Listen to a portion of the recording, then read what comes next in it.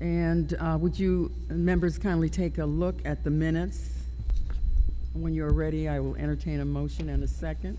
I do have a correction on the agenda. Oh, you have a correction? Okay, Okay. please, Yeah. Mrs. Sakim. So under developers report, we're Mhm. going to hear from LaShawn Walker with 5 Point instead of an update from Mike on the Phase 1 project update. Very good. LaShawn Walker on D for the developers report. Excellent. Thank you. All right. So if you take a look at the minutes. Do you want to do the approval of We're the gonna do agenda? agenda first? Agenda. Oh, I'm sorry. I just moved right past the agenda. Now, I think I really am moving things along. Yeah, we're gonna get out early. Madam Chair, Okay, so, yes, Mrs. Vincent.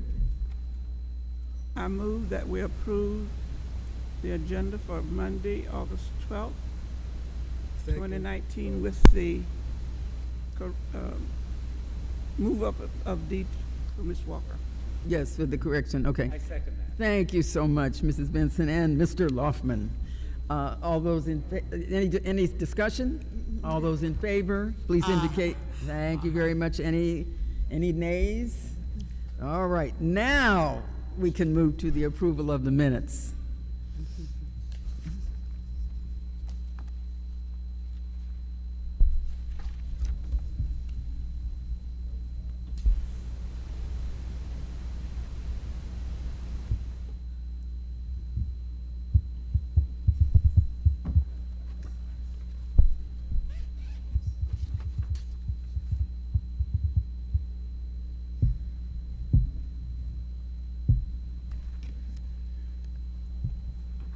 Madam Chair, Yes, Ms. Ollie Nixon. Mixon here, move that we approve the minutes of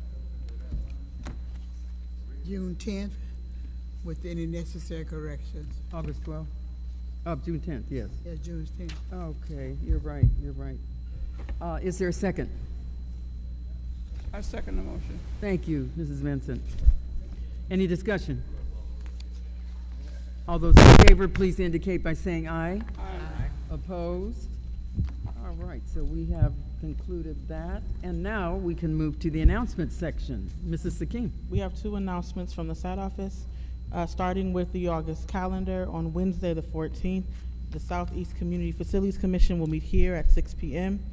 On Thursday, the 15th, please note that the Business and Employment Subcommittee and the Housing has been canceled. On Tuesday, the 20th, the OCI Commission will meet at 1 p.m. in room 416 at City Hall. And on Monday, the 26th, we will have an environmental and reuse meeting at 6 p.m., followed by the executive at 7. Public notice dated August 8th, 2019. Navy releases evaluation of remedial goals for soil and Hunters Point open comment period. The Navy welcomes public comment on the report until September 8th, 2019. Any questions or comments should be submitted to Mr. Derek Robinson at Derek, D-E-R-E-K .J.Robinson, that's spelled R-O-B-I-N-S-O-N,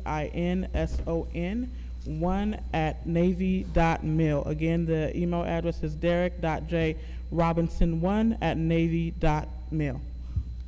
Those are all the announcements from the side office. I believe we have announcements from LaShawn. All right, thank you.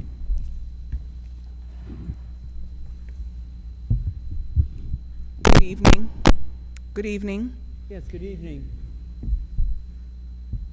I'm making an announcement for the San Francisco Alumni Chapter of Delta Sigma Theta Sorority Incorporated, of which I am a member. October is Financial Literacy Month, and the San Francisco Alumni Chapter is sponsoring a series of workshops on financial literacy to which the community is invited. They're all free workshops which will be held at the Bayview Linda Brooks Burton Branch Library at 5075 3rd Street.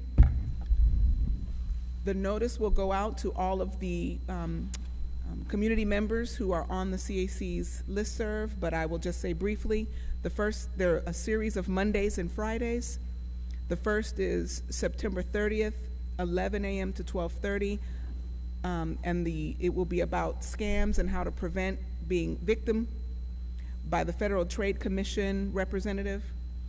Going on from there, there are workshops about taxes, investment basics, real estate, Social Security, and the loan process for potential home buyers.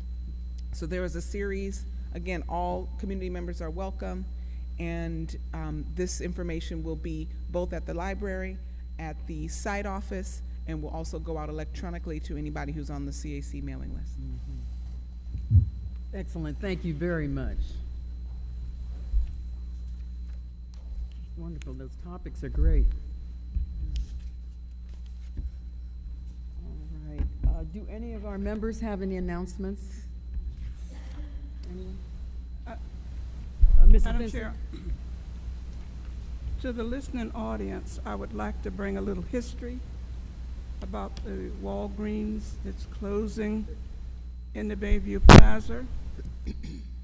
It was under the San Francisco organizing project that a coalition, job coalition, was born. And we were assigned different tasks to encourage retailers to come in to the Bayview Plaza. In 1989, I was assigned to go to Walgreens down in Burlingame and talk to Mr. Erickson to see if we could have a Walgreens in the Bayview. It took a little bit of talking and meeting. They did agree to come into the Bayview Plaza and set up shop. We don't need any more cannabis stores. We have 7 already. We do need a supermarket, upgrade supermarket, like Whole Foods and others.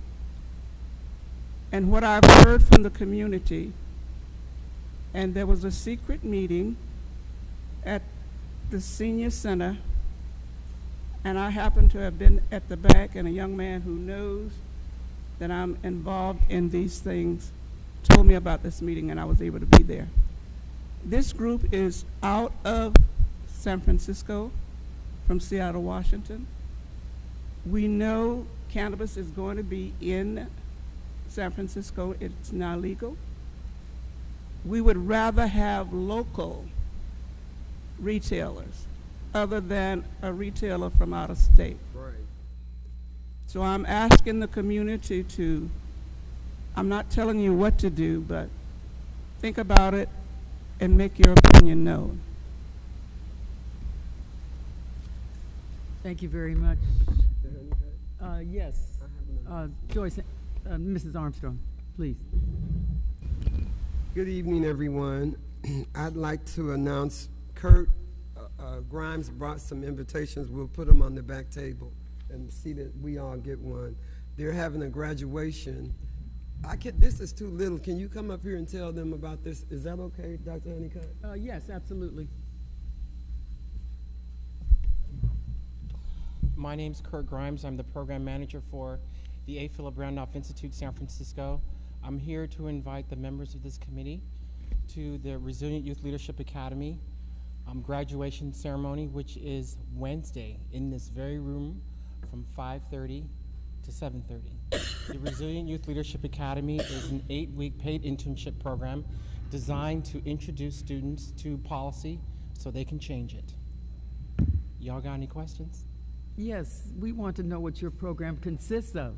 We love this when we have young people in a, what is the name of this program? The Resilient Youth Leadership Academy? They call it RYLA for short. This is wonderful. It is.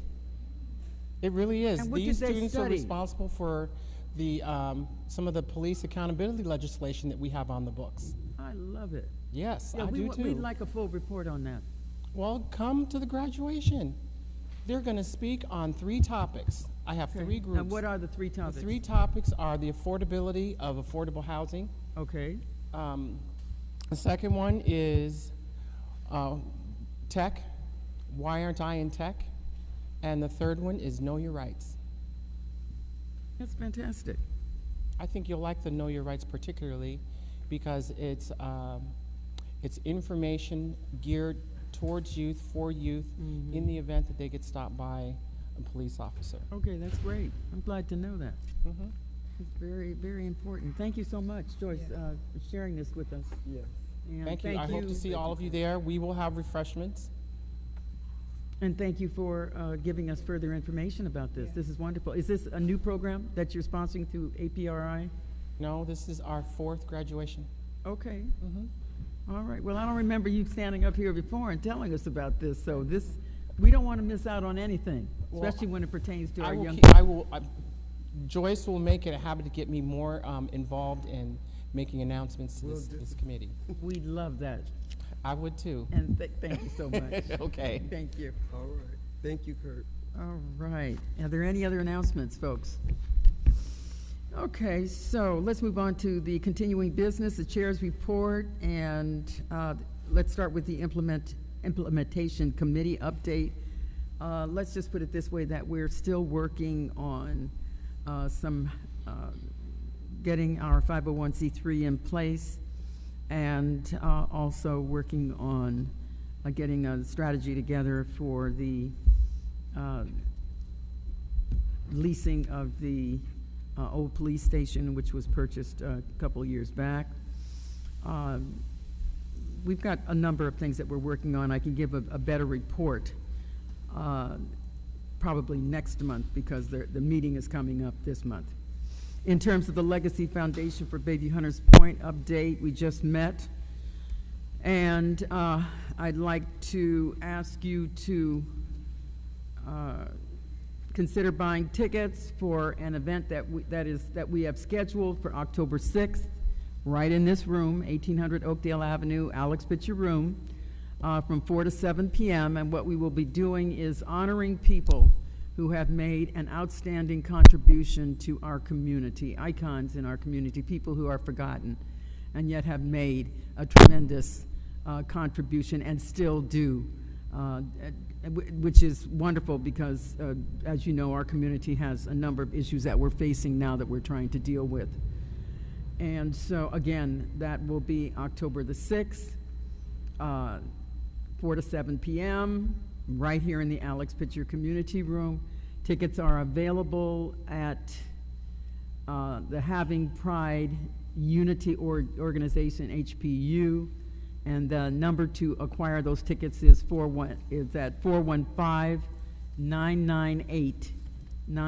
415-998-9770, and our point person on that is Vernice Ross.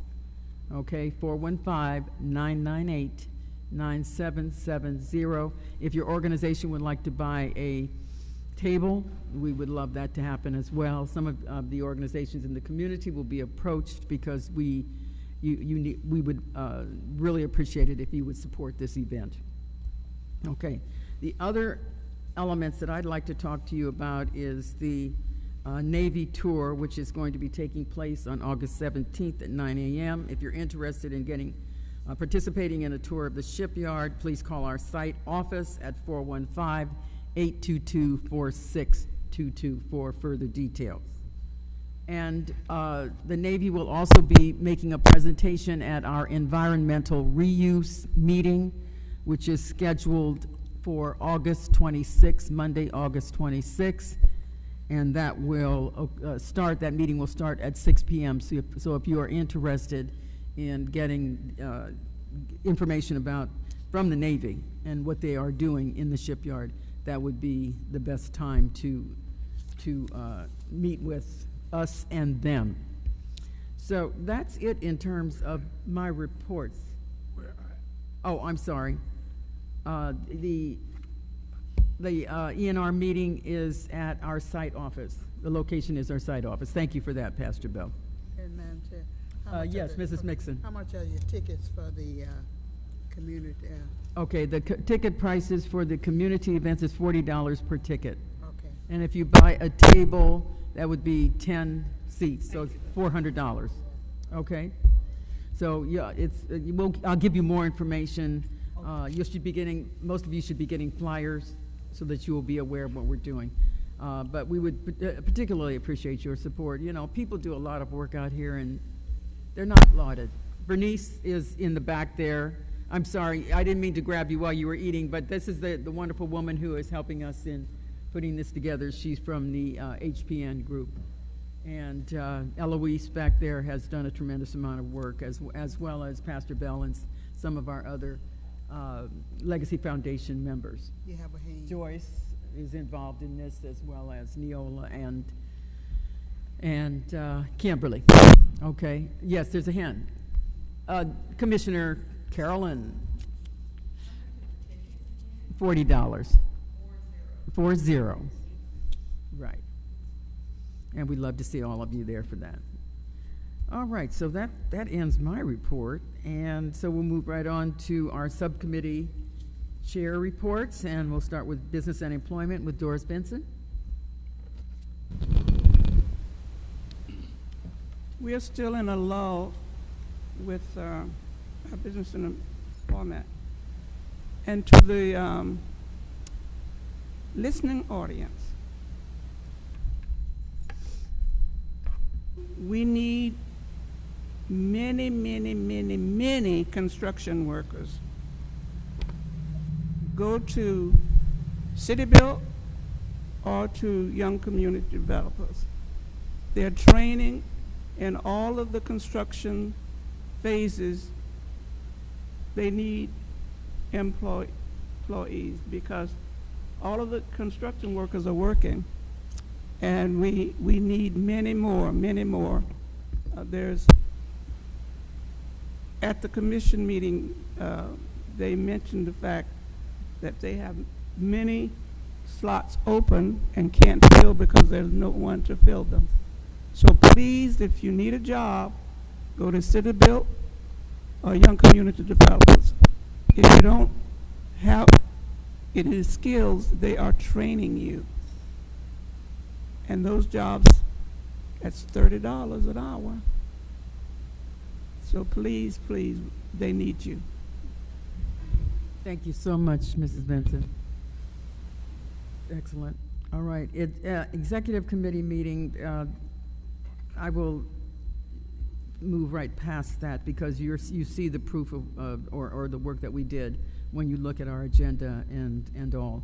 Environment and reuse, just a reminder, as I did in the announcement section of this meeting, that we have the Navy coming out on August 26th. That's the Monday at 6 p.m. to talk about the work that they're doing at the shipyard. Housing, Pastor Josiah Bell. Unfortunately, Dr. Honeycutt, we did not have a meeting. Okay, thank you very much. And Planning, Development, and Finance, Mr. Loftman. We have not had a meeting either. Okay, thank you. All right, so let's move on to the developers report, and we have the wonderful LaShawn Walker with us tonight to give the HBS Phase 1 project update.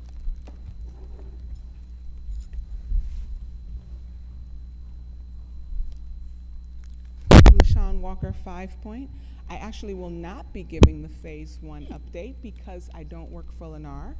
What I am going to do, since my cost digger is not here to speak on Lennar's behalf, I'm going to take his time to speak about 5 Points updates with the chair's permission. Oh, absolutely. Bless you. Thank you. Thank you.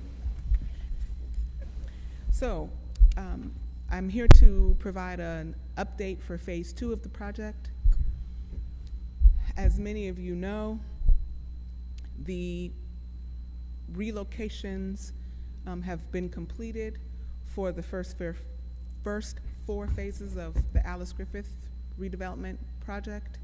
All of the current residents have been relocated. The 33 vacant buildings for the old Alice Griffith community have now come under the ownership of 5 Point. So we are in the process of starting the abatement and demolition work. I know that people have been wondering when that would begin. And so now that all of the families have been relocated, we are in the process of starting that work. So Eco Bay, which is an abatement contractor, local abatement contractor. They do a fantastic job at local hire. That's the contractor we have selected to do the abatement work for the 33 buildings. We are also in the process of working with several community-based agencies, YCD, City Build, the Urban Strategies team,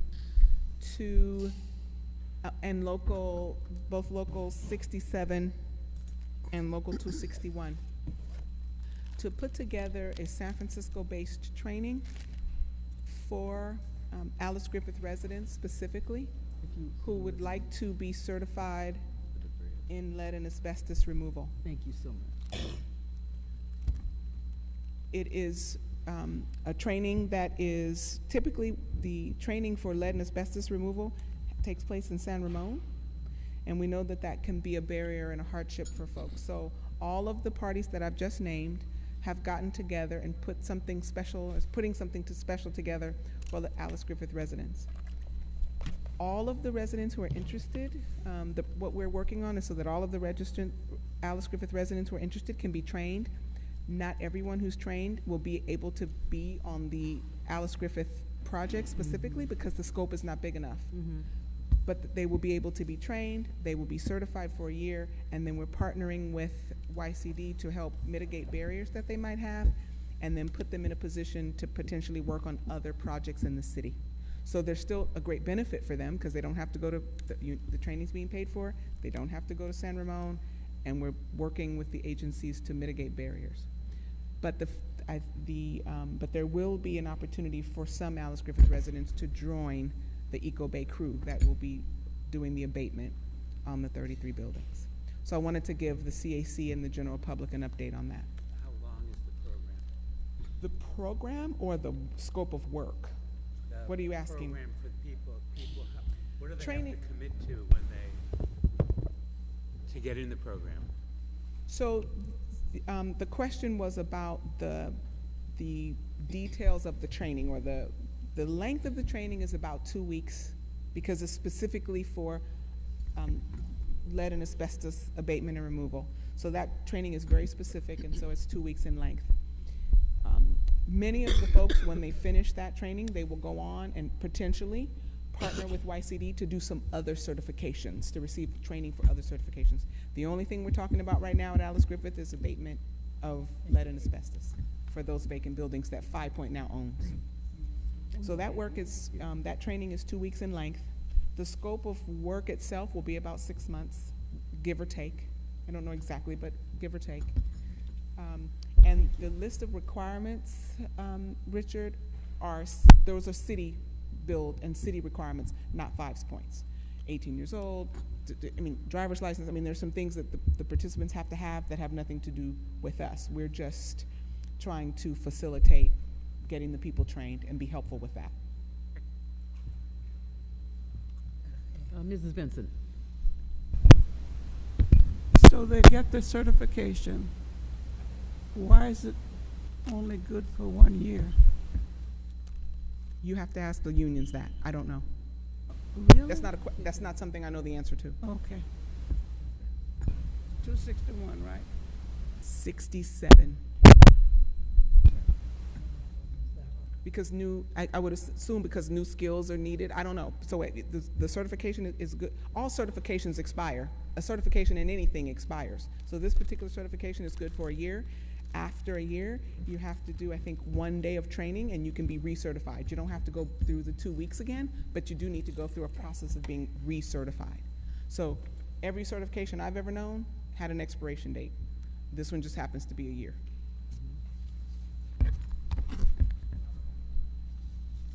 Yes. Was there a question back there? Eloise, you have to come up here, honey. I'm sorry. We can't hear you. Everyone has to recertify every year because sometimes the policies change, laws change, and as terms of standard operating procedures change. So they have to re-up every year, go to a class, and then recertify. That's why it's only. So that's the for a year. typical procedure, in other words. Right. Okay. Thank you. All right. Okay, that's it? I think that's it. I just know that the CAC had been asking on behalf of residents in the community when that work would get started, and it's finally getting started. Well, you know, we're really excited about this, LaShawn, you know, that, first of all, that the AG project has been completed. Yes, That's fantastic. we're very excited about that. And these folks are in new housing and everything. That's amazing and wonderful. Yes. That the demolition has started on these old buildings. So we're doing abatement first. Doing abatement first. And then we'll do demolition. And we're very excited that EcoBay has been selected to be the Abatement contractor. Yeah, Yes. because that is. They're a there's- great community partner. They're a fantastic community partner, so we're really excited about that. And we're delighted that our AG folks will have an opportunity to be certified, and actually some of them will be able to work. We want to make sure that they have job opportunities. It's a big thing that we hear a lot in the community is we don't have access to jobs in our own community, and so it's important that these kinds of initiatives actually occur in our community. So please do take that back. I can say probably on behalf of the entire CAC that we're very grateful that this work has been done, that these folks are in better housing, and that they have an opportunity to get jobs. So thank you so much for that. Yes. Please let the leadership know. I sure will. And the other thing I would add for our update is the community knows, and our CAC members know, and hopefully some folks in the audience know that we've been, so we've undertaken over the last year a series of community meetings related to the updates for the Candlestick Project. We've been sort of doing a road show, if you will, around the updates to the project design. We will, starting next month, we'll be before the CAC at the PDNF. I think our housing chairs will be invited to that as well as the general public. So we will start our public meeting process next month with PDNF. It's time for the sort of approval of all of those updates that we've been sharing with the community over the last year. So we would like to see community members come to these upcoming CAC meetings, September 12th and October 14th in particular, so that if you haven't had a chance to engage, you still have an opportunity to do so. Thank you. This is fantastic because Candlestick is the next move. So we will be there September, God willing. Okay, that's serious business, folks. So when I call you and ask you to appear at the whatever kind of meeting it is, please do not hesitate to come. Don't just rely on me, folks. Okay.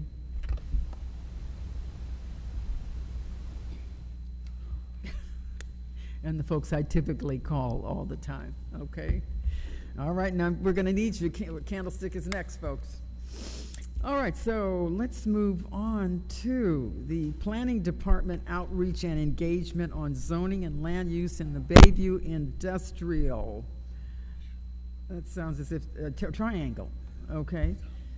You know, because I was wondering, what, industrial what? I thought you had the A as the one is the Okay, now wait a minute, wait now, because you know I'm running ahead of myself today. This is my second meeting I have chaired, folks, so you know I'm moving it, okay?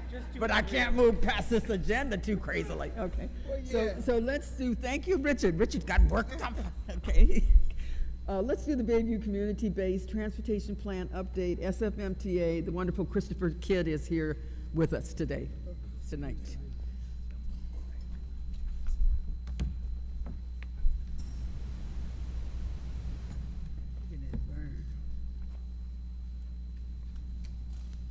Thank you, sweetheart. Oh, thank you. Thank you.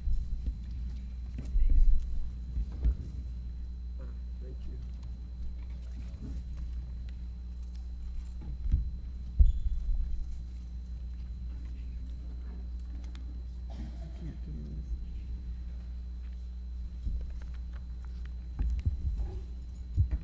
Good evening, everybody. Thank you for having me tonight. My name is Christopher Kidd. I am the project manager for the Bayview Community-Based Transportation Plan. This is at least the second time I've been in front of this commission, potentially the third. For any folks that want a copy of our presentation, I have a few extra copies over there, so if you put your hand up, I can get one to you before I get started. I just want to make sure everybody can follow along. Okay, great. All right. Well, if we can just move on to the next slide. So I wanted to provide an update for this commission on where we are at in our project. So first of all, just to define what is the Bayview Community-Based Transportation Plan. This map here on the right kind of shows our project area. It is the Bayview, but not inclusive of new development areas. We've made a conscious decision about that because the project that we're trying to do and the people we're trying to serve are the existing residents of the Bayview. Our project focus is on providing immediate fixes where we know things need fixing. I wish I could claim credit for Evans getting repaved just a couple weeks ago. That wasn't me, but you may have seen on Hudson there are some new speed bumps going in as part of our traffic calming project or program. We also, as part of our project, are focusing on creating a 5-year investment plan for this community, where it is projects made up of ideas and priorities that the community has developed themselves. And we also have secured a lifeline transportation grant from the Metropolitan Transportation Commission to help improve transit and access to transit in this community. To give you an idea of where we are in this project, our schedule right there is on the bottom of that slide. We started our project in May of last year, and we are currently near the end of our final phase of public outreach, our third and final phase, and we hope to adopt our plan in February of 2020, which is when we then would really start rolling with the implementation of projects out in this community. So if we go to the next slide. So I also wanted to provide just a little bit of context about what our plan is, what it does, and what it doesn't do. So there's a lot of current work that's going on, and we kind of split up transportation into two big buckets here. One is transit service, which is represented in our current work by the Muni Service Equity Strategy, which is going to be bringing increased transit service on select bus lines in the Bayview in the coming months. And we also have infrastructure, so the things that we build on the ground. And the biggest example of that for benefiting the Bayview is the Central Subway, which will end up speeding up the T significantly getting into and out of downtown. But then there's also future work that's going on. So for transit service in the future, we have the Southeast Muni Expansion Project, which is going to leverage some of the funding provided by 5 Point when they hit their milestones for building out new housing to provide additional bus lines and bus service to the Bayview. And then we also have a number of streets and roadways that will be repaved and rebuilt as part of development milestones as we reach them. And so within that larger context is our project. And our project is really focused on what can we get built on the ground in the next 5 years to really demonstrate our commitment to this community and keep our promises in a very clear and accountable way. So we go on to the next slide here. And part of that accountability is showing you what we have to work with. And so right now we have, last time I was here, I said $3.6 million. We actually now have $4.2 million to work with for this project. About $1 million of that is for rapid implementation projects, what we call quick build at this point at MTA. Those are a series of projects where we got, in our previous phases of outreach, we got feedback from the community on which streets they'd prefer us to do quick projects on and what kind of projects we should be doing. And so we're going to be rolling those out throughout the fall and into the winter of this year. And as those come out, we'll be providing more and more information to this community about what we're doing exactly. We also have, as I mentioned before, a Lifeline Transportation Grant in the amount of $720,000, which is for improving transit and transit access. As part of that, we did a participatory budgeting process, which we are in the process of wrapping up right now. You may have seen a number of ballot boxes across the Bayview and posters for our voting process. And that's where we are allowing the community to vote on which projects we end up funding with that money. And then lastly, we have a 5-year investment plan, about $2.3 million to build out infrastructure on the street over the next 5 years. But we really view that as just the start. It is not nearly representative of what is needed in the Bayview. and the amount of disinvestment that has taken place in the past in the Bayview, but we want to recognize that our plan really seeks to elevate the visibility of need in the Bayview and use this as the starting point to be able to advocate for more funding for this community. So I wanted to share with you where we are at in our project. So I had mentioned that we're wrapping up our final phase of outreach, and if we go to the next slide, that's kind of our big list of where we've been for the last 2 months, and we've reached over 1,300 residents across the Bayview as part of this process. And as part of that, we also tried to take a really strong look and choose our events to try to make sure that we were reaching a broad range of folks that could end up matching the demographic profile of the community. We want to make sure that especially the people that are least heard are heard from as part of our process. So we go on to the next slide here. So this then, what are we actually going to do then? So this is, over this past year, we've gotten lots of input over multiple phases. We've reached 3,000 residents and counting at this point, and this has led us to a big map of proposed projects that we've developed. And in this most recent phase, we have asked folks to fill out. We have these worksheets here that I've brought today to let us know what did we get right, what did we get wrong, what needs to be built first, what needs to not be built at all. And I wanted to share some of the initial results that we've gotten so far.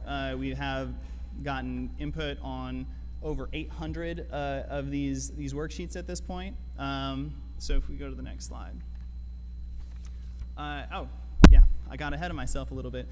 So the purpose of these worksheets is to build our 5-year investment plan, and so that we can say and we can show that the things that we are prioritizing and the things that we are building are the things that the community has said that they want the most.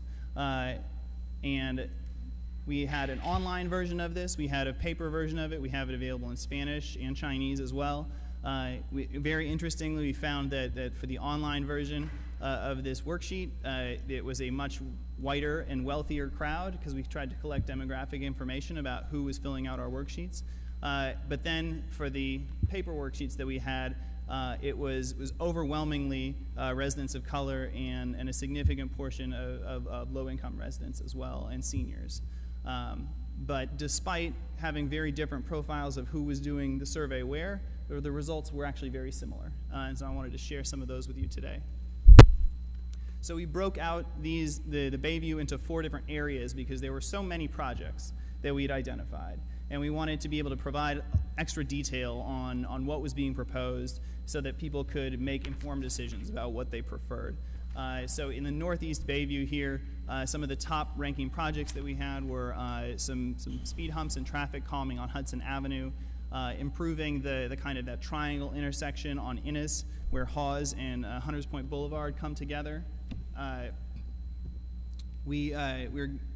People wanted us to improve the street lighting and bus stops and bus shelters around Hunters Point West on that stretch of Oakdale.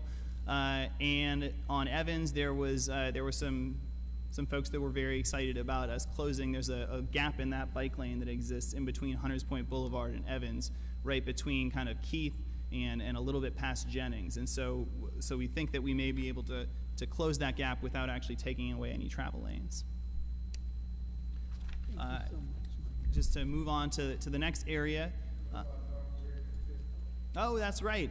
Yes, so there was a number of locations all across kind of the streets on top of Hunters View where we'd identified some potential crosswalk improvements in areas where we could do additional street lighting or bus shelters. And if we put in a bus shelter, we want it to be well lit as well. And we think that there's some locations where we'll be able to do that. In the Northwest Bayview, Oakdale Avenue was the #1 highest ranked response in the entire worksheet, improved street lighting on Oakdale Avenue. So that is going to be one of our very large focuses. We're going to work with Department of Public Works. We're going to work with PUC on making that happen. But also to improve crosswalks and to improve some of the crosswalks on 3rd Street with what we call painted safety zones, which you sometimes see those tan areas of pavement right next to the crosswalk that sometimes have plastic bollards set up to provide additional space for a pedestrian to be seen before they cross the street.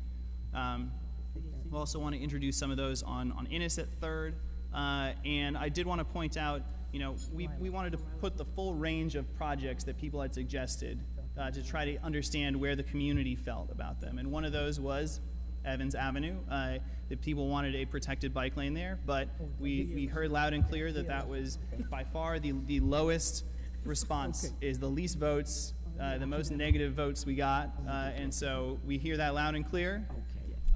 If any follow-up that happens on Evans is going to involve a pretty robust community outreach process. We're not going to mess with it. Yes, Ms. Benson? No, stay right there. Oakdale Avenue. Yes. That's Oakdale and Third. Is that the bus stop you're talking about? So, The one up top. oh, so for the improved street lighting? Yeah. Yeah, so we are looking at going from Barnvelt all the way out to 3rd Street. And we're kind of we're working with the PUC right now to understand where the locations where we can put in additional street lighting.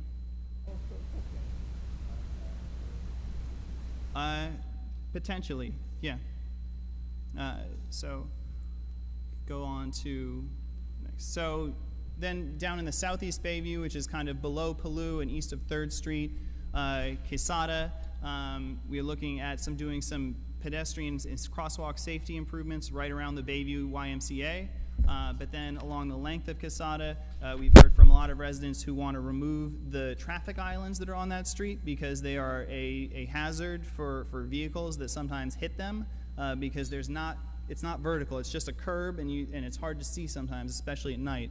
So we are proposing to replace those with more speed humps on Quesada, and because that is a very wide street, we wanted to add some additional lane striping and markings to kind of narrow the travel lane a little bit so that visually, when you're on that street, it looks like a narrower street to hopefully slow some cars down a little bit. This question. On the Jennings from Shasta, no, I'm sorry, or the YMCA, are you taking up, oh, I'm sorry. Right now, on by the YMCA, there's no parking. So are you gonna pick up some most parking space to make that wider? Because there's no parking. I'm sorry? Yeah. The bicycles, the bicycles took up most of the, from Revere to the next street, going up Lane.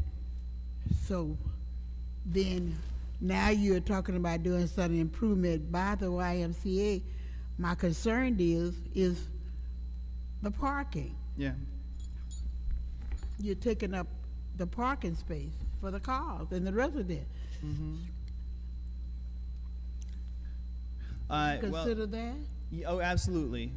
In all of this, we tried to be very sensitive and aware of the parking concerns that exist in this community. This is an over-parked community and is a challenge, and especially with the level of transit service that you do have, it's wrong for us to take away a large amount of parking if you don't have other options within this community. And so we wanted to be very sensitive and aware of that with the projects that we recommended.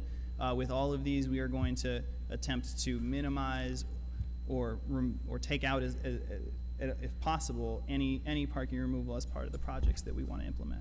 And my last question, concerned, have you communicated with the residents in that area? Yes, we have. Most recently, we were out there for the Bayview Bright Block Party in June. And we communicated with residents who were out there for that event. And we also were down there in July for the senior lunch at the Bayview YMCA. I was there. Vaughn. I was at that one. And Yeah. to me, there wasn't a lot of information. This Okay. is why I'm asking. Yeah, and I would also say for all of these projects, this is not the last time that you see MTA come to the community. So this is really to make sure that we line these projects up and we put the ones that the community wants in front, but then when we come back to actually come and build them, you'll be hearing from us again to make sure that we're doing it right. Okay. Yes. Yes, Marcia, please. Come up here, sweetheart, so we can all hear you. And I'm sorry, Christopher, I never came to one of your participatory activities, so it's my bad. I am so sorry. But it's come to my attention recently that one of the problems with coming to anything in the Bayview, and particularly anything that's on 3rd Street or off 3rd Street, is that there's not a lot of parking. All the parking gets taken away, and I can see from your summary that a lot of this has to do with parking and increased accessibility. We're the only community in San Francisco that doesn't have a parking lot near its downtown corridor. Is that something we could think about in the future? I mean, if you go over to San Bruno Avenue, even if you get off of San Bruno, there's like a little public lot so you can run into the stores. There's no public lot anywhere in the Bayview. So any thoughts about that? Yeah, so that would be something that would most likely need to be an interagency effort, just because, to my knowledge, SFMTA does not. We operate city garages, but that is primarily in the downtown core, and we haven't really expanded our portfolio in a long time. But I think that's a discussion worth having. Absolutely. Mrs. Benson has a question. No, I don't have a question. Yes, please. I have a statement. A statement. Okay. Michael Hammond, on the PAC, we tried to get a parking lot at the school, and you guys told us no. You guys being MTA said no. Well, So you need to go back and research that. Okay. We have applied for parking lot in this community, and Okay. it was denied. Commissioner Carolyn. I'll get you. Come to the mic. You have to come to the mic. The comments on improving the lighting at certain spots, and so we have a bus stop right at Kirkwood and 3rd, and a lot of traffic that comes up Kirkwood, but it's poor lighting, and a lot of children, a lot of families are there. Then again, Mendel that comes from Joseph Lee, comes from the Opera House. Lighting is very poor, and it's unsafe.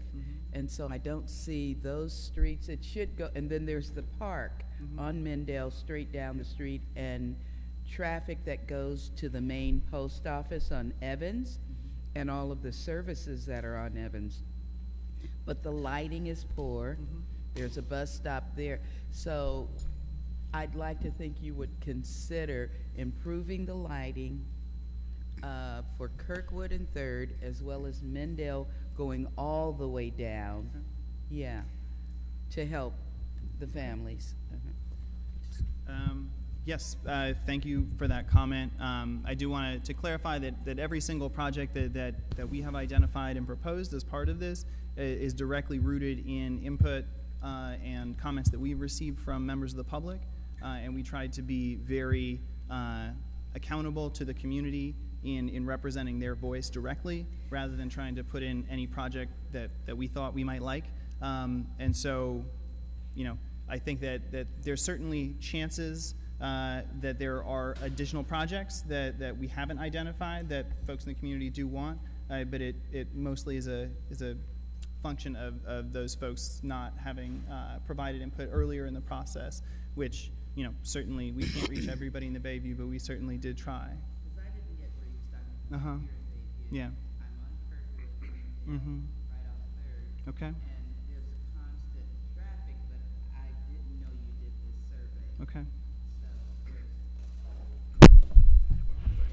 Okay, wait a minute.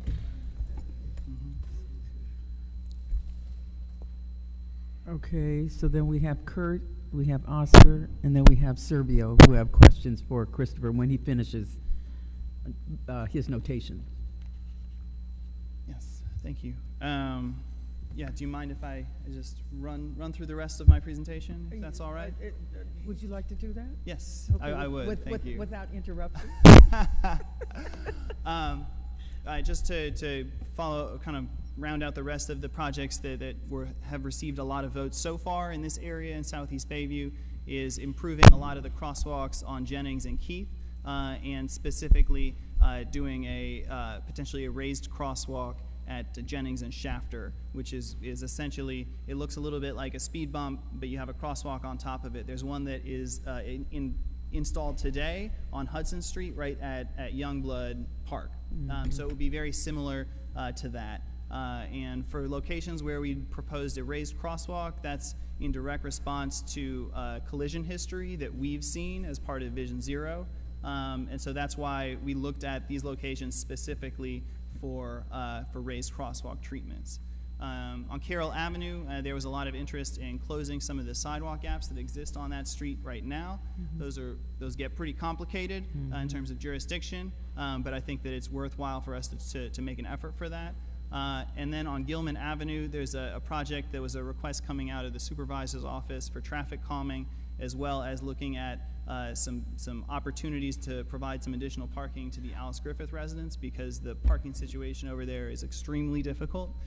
So we are currently working towards internally to try to put together a large kind of project stretching from Hawes down to Aurelius Walker, covering Bret Harte Elementary and Alice Griffith, where we're hoping to be able to provide some perpendicular parking, as well as some crosswalk and lighting improvements for that whole area, so also people can reach the 29 bus stop easier as a separate project. And outside of this plan, we are also looking at relocating the terminus for the 29 from 3rd Street down to Gilman Park, because right now the 29 coming inbound towards Alice Griffith, it stops at 3rd Street and everybody has to get off and wait for 12 minutes while the bus driver goes and uses the restroom, which is extremely difficult and unfair for folks just trying to get home. So we're looking at trying to relocate that bathroom so that we can still have a place for our bus drivers to safely use the restroom and be able to take their break in a safe way, but not forcing folks to wait to be able to get home. So go on to the next slide here. Yeah. Okay. And then the last area, the Southwest Bayview, Silver Avenue had the highest votes for improving the crosswalks along the length of Silver, and then doing potentially another raised crosswalk over at Revere. So this would be on the Revere leg of the intersection, not on Silver itself, because we have the 54 bus that the 44 runs up and down Silver, and we don't want to put too much strain on that bus. We also are looking at providing a new mid-block crosswalk on Carroll, right next to the Senior Center, between the dog park and the Senior Center, because we've heard a lot of folks that express a lot of safety concerns there. As part of that, we'd be looking at how do we appropriately deal with the train tracks that run down the middle of the street, so that people, especially with walkers, then don't get their equipment jammed in that groove in the street. On 3rd Street, there were a few locations of Thornton and Shafter where we think we could provide a bulb out for the crosswalk that wouldn't necessarily take away any parking spaces. Bayshore Boulevard was probably the one bike project that got a lot of positive votes, and that was to make that a protected bike lane in both directions, so that folks can get better access to other parts of the city in a more safe manner. And then lastly, on Paul Avenue, there's a single uncontrolled crosswalk across Paul Avenue at Crane Street, and we wanted to look at improving and upgrading the visibility and safety of that crossing, because I think that's the only location between 3rd and Bayshore where there's a marked crosswalk going across Paul. So we can go on to the next slide here. So there was one other component to our project, which is participatory budgeting, where we have this $720,000 grant where we've agreed to do participatory budgeting, where residents come up with ideas, they turn them into proposals, and then the community gets to vote on what's funded. We'd done over the past year have gone through a whole process to develop this ballot, including assembling a community steering committee of community leaders that have helped us to lead this process. We had a voting period from during the month of July, where we actually had 19 ballot box locations across the Bayview that were selected in collaboration with our community steering committee.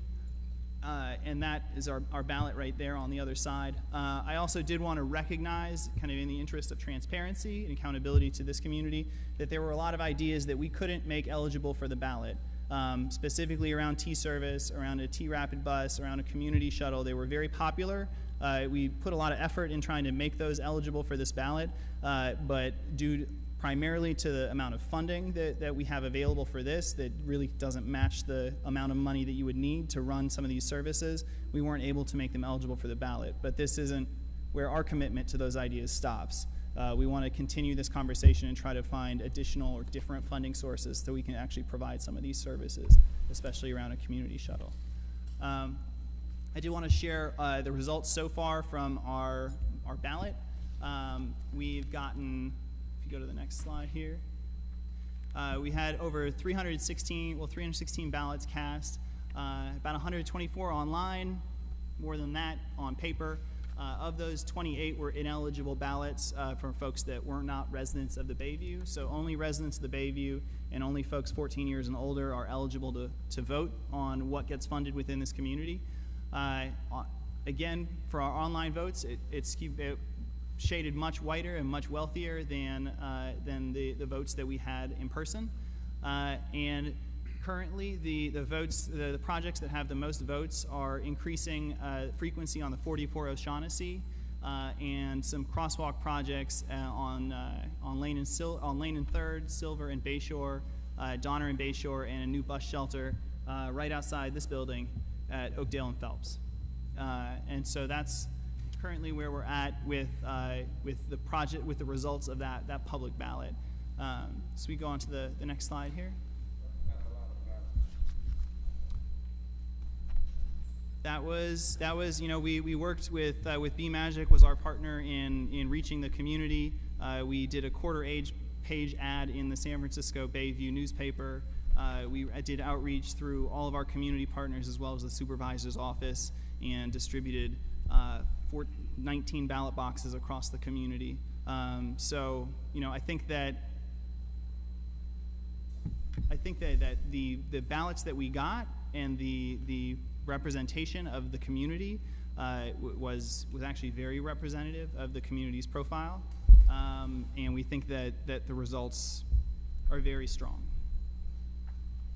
And just to let you all know what's next for this plan, we hope to have, go to the next slide, we have a draft plan we hope to circulate with the community in October of this year, and we hope to have our final plan adopted in February of 2020, which is then when we can begin actually building out the projects that we have in our 5-year investment plan.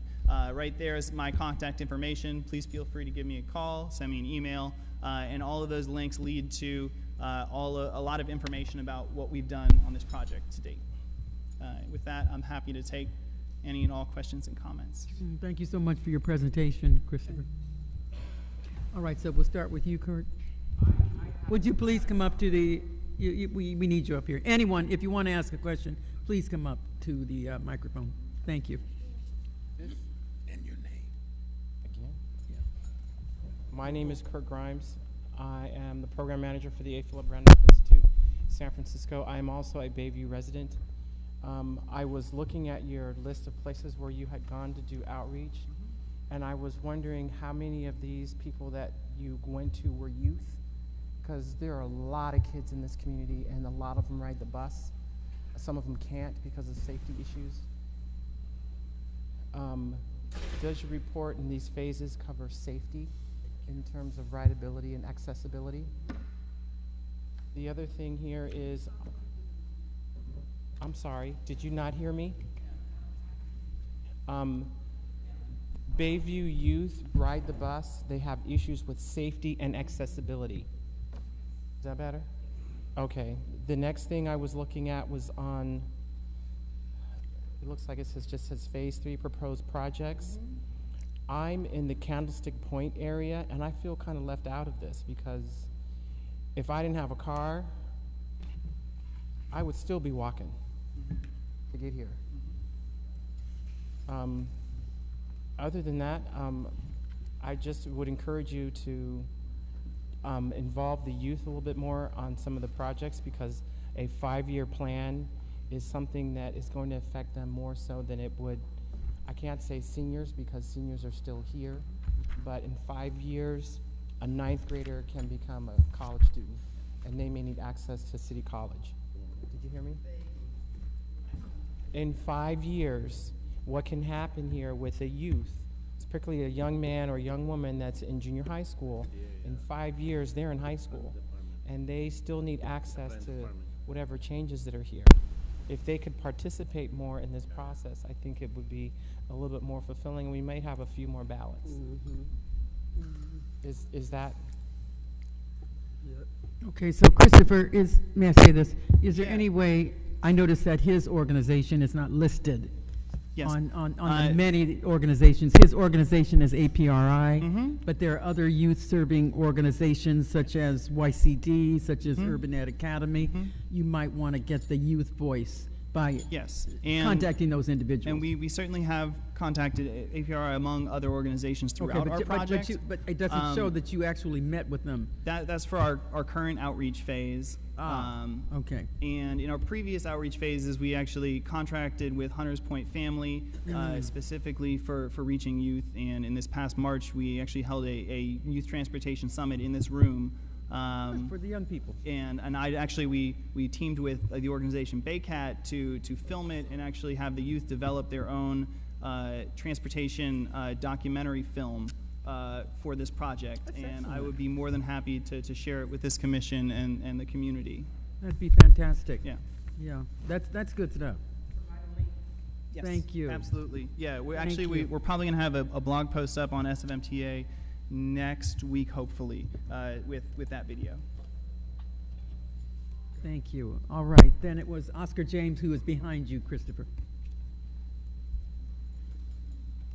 When they built the T-train line, we were promised some parking spots, lots or whatever, like they have over, like the lady was saying, over on San Bruno, where the Walgreens is. You go right across the street, they have a parking lot over there that you can park maybe, say, 10 cars. They were supposed to have did that in this community, was promised to us that they would have put a couple of parking spaces in the community.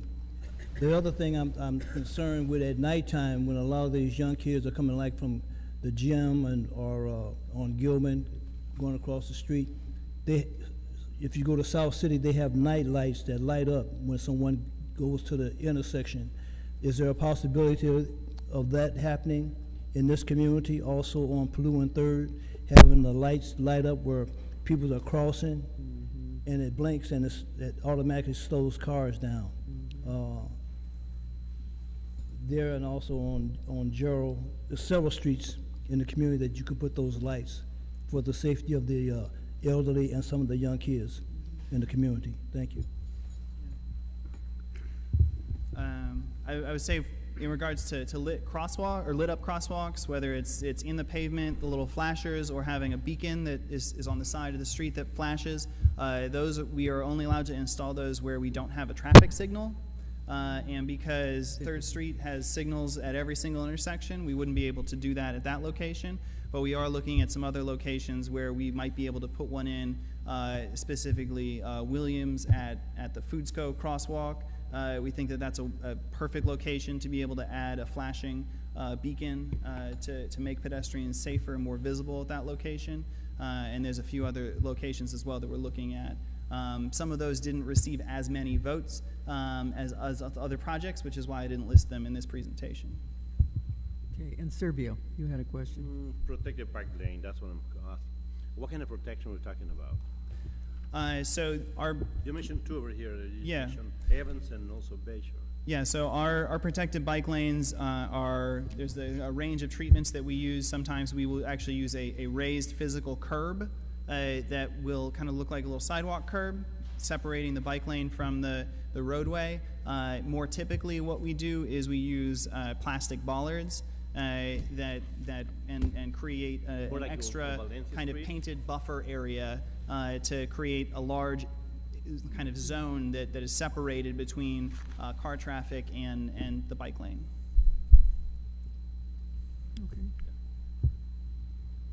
Are there any other questions? And I did bring copies of our worksheets and our ballots, and we're still taking all of them. So if anybody wants to fill anything out and give it back to me, I'm happy to take that. Or if you just have comments that you want to give me, I'm happy to take those too. We want to represent clearly the community voice in what we're doing. So written comments, spoken comments are just as valid. All right, so Christopher, I just have one on I don't know what page this is on. It's not the participatory budgeting page. Yes. It said ideas for increased T service, a T rapid bus, and a community shuttle were most popular, but did not meet ballot eligibility. Yeah. So what does that mean? It means that we, part of this is we want to be accountable for our promises. Is that if we promise to do something, we're going to do it. We're not going to just say, oh, it's going to be great, we're going to do all these great things and never give you anything. And so part of that is being realistic with what we can and can't do, especially with the amount of funding that's available. So, for example, increasing service on the 44 in the morning for 1 year, that's over $500,000 to do just that. And so increasing service on the T is more expensive, and doing a whole new bus line or a community shuttle program is also very expensive.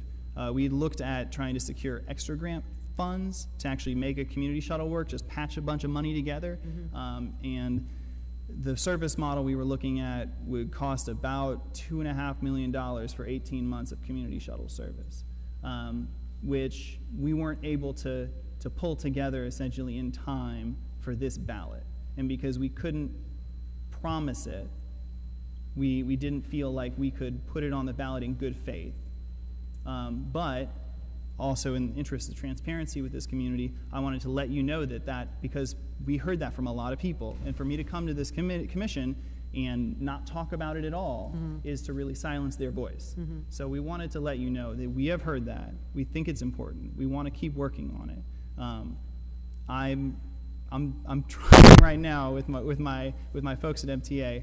I don't have anything definitive that I can tell you right now, but please know that it is something we are continuing to work on. So the reason why that's on my mind is because I got a frantic call from a neighborhood resident, and she left her car at home because she was going to use the T line to get from one appointment to the other, only to find out that T car never arrived. Yeah. And so, to me, that's like folks in the neighborhood being held hostage by their own transportation. Right. So something's going to have to be done, Christopher. And Yeah. so I know that money is always an issue. She even said to me, she said, well, why don't they have a shuttle when those things happen so you could shuttle some people out? I know that that's kind of a problem too, and it's expensive. But that did not feel good to me to think that, if the T lines, I'm thinking of young people trying to go to school. I'm thinking of people trying to get to their jobs. Okay, and not everybody has a car. Yeah. And in fact, the city is discouraging people from having cars and asking them to use alternate means of transportation. So who does handle that? Who is, besides SFMTA, how could we help you get more money? Well, okay, so Pastor Bell, let him, he's got some ideas on this. Okay, what do they need? They need to, the 38 Gary, they have rapids like 4 in a row. Yep. Yes. And they're not even full. And they're not full. So MTA needs to take some of those 38 rapids offline and put them online on 3rd Street. Right. But they ain't gonna do it because of the demographics. Well, no, yeah. They're not gonna do it because of the demographics. Right. All right? Right. Well, We're not that important. but we are, and We're so, not. Chris, If we were, they would take some of those 38 rapids off and put them on 3rd Street, period. That's not a difficult decision. That doesn't call for more money. You talk to us like we're stupid. Pastor Bell, yes. I'm sick of this crap. I know you are, but, Man, so is there, let me finish, Ollie. Is there a way where you can propose that to SFMTA? Absolutely. You Part know, of because our this, project. this issue will hound you, Christopher. You're doing some tremendous and wonderful I'm work. very aware. You know what you've already heard about that tea Yes. service, okay? Yes. And it takes on all that other stuff we like to leave alone. Yep. Okay, about racial disparities and inequities and all that's real Absolutely. for the residents out here. But the whole thing is we have to solve it, so we have to have good ways to solve it. Yep. That he's proposed an idea that merits looking very good into. one. Okay, that doesn't cost any more money. You can't have 4 empty buses running down along Gary Street or wherever the 38 runs. 38 runs on Gary. Okay, so that might be a possibility. Suggest that to them and let us know. Yes, And the and, 30 and Stockton, you know, we plan as part of Number 8. this plan to have a, And the 30 Stockton, every Yeah. minute. back to back, every minute. we are planning to have what we're calling a policy recommendation section for this plan, because there are a lot of things that we're hearing that I can't change through the Oh, work no, that I'm I- doing. I- And no, so, we know that. but I also want to respect that and try to find a way to elevate those voices. And so we are going to have a policy recommendation section within our plan that calls out very specifically all these things that we've been hearing, to try to you know, give you the ammunition that you need, that you can then, you know, wave that plan in front of somebody's face, the city, and say, look at all these things that are not being addressed. So who do we go to? So because it's important for us to elevate our voices in a kind and caring way, Yes. but be adamant enough so that they understand we're tired of it. Yeah. Okay, and they can make some other kinds of decisions. Okay, so But you gotta be passionate. give us the information that we need with the individuals with the, you know, and these are good suggestions. Yep, If absolutely. the Stockton's not full, why are you sending all those buses down there? Yeah. If the 38 is, why, you know, that doesn't cost anything. Just reroute the bus. That's all it is. That's really kind of all it is. At least it is to us. We don't know all of the details, but come on, it Absolutely. doesn't take that much. Yeah, and I would say certainly the supervisor's office is a really good place Okay. to start. Okay. But then also, you know, reaching out to whether it's the director of my agency or the director of our transit division. You know, And who is that? Julie Kirschbaum is her name, and she's the director of transit.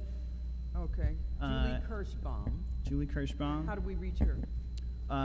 Her contact information is on the SFMTA Oh, website. SFMTA, Yeah. okay. Okay, let me get the rest of these individuals on our CAC who have questions. Let's Okay, start now, with Miss- Ollie. Miss Vincent. Miss Vincent, let's start with, aren't you on the transportation committee or subcommittee or? See, we need to make sure that we're in the right position. I was appointed by Supervisor Maxwell. Mm. Supervisor Cohen retained me. Walton has retained me. Mm-hmm. I have never seen one of you all at a meeting. You're absolutely And right. it comes, I can advocate, but I don't have a backup. Mm. All these years, none of you have ever come to a meeting, and it meets every first Thursday of the month at number 1 Van Ness. And I've been out there fighting for you, but you never support me. Okay, so we're gonna do better. We're gonna Yeah. do better, He okay? can't do a thing.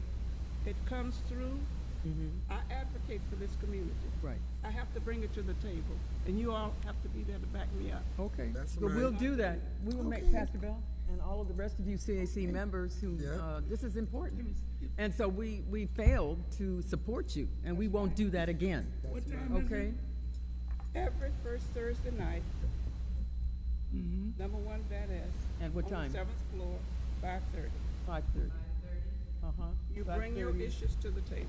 Okay. And there's a special public Is comment that period. south? Okay. Is that where the mayor's office of housing is? Yep. But not on the same floor. Okay. So I'm gonna have to get it in order. 7th. On the 7th floor. LaShawn. 7th floor at 5:30 PM. every first Thursday? Every first Thursday. Every first Thursday. Okay, so we'll do better job than that. Thank you for that. And we're sorry we have not followed through. That's been for years. Okay, well, we're going to do better with that. Okay, now I'm trying to take this in order. Sean. LaShawn and then Richard, I believe. We have what? I understand that, dear, but we have to finish this questioning. Thank you. Don't try to get out of here any earlier than I am, okay? What time is it anyway?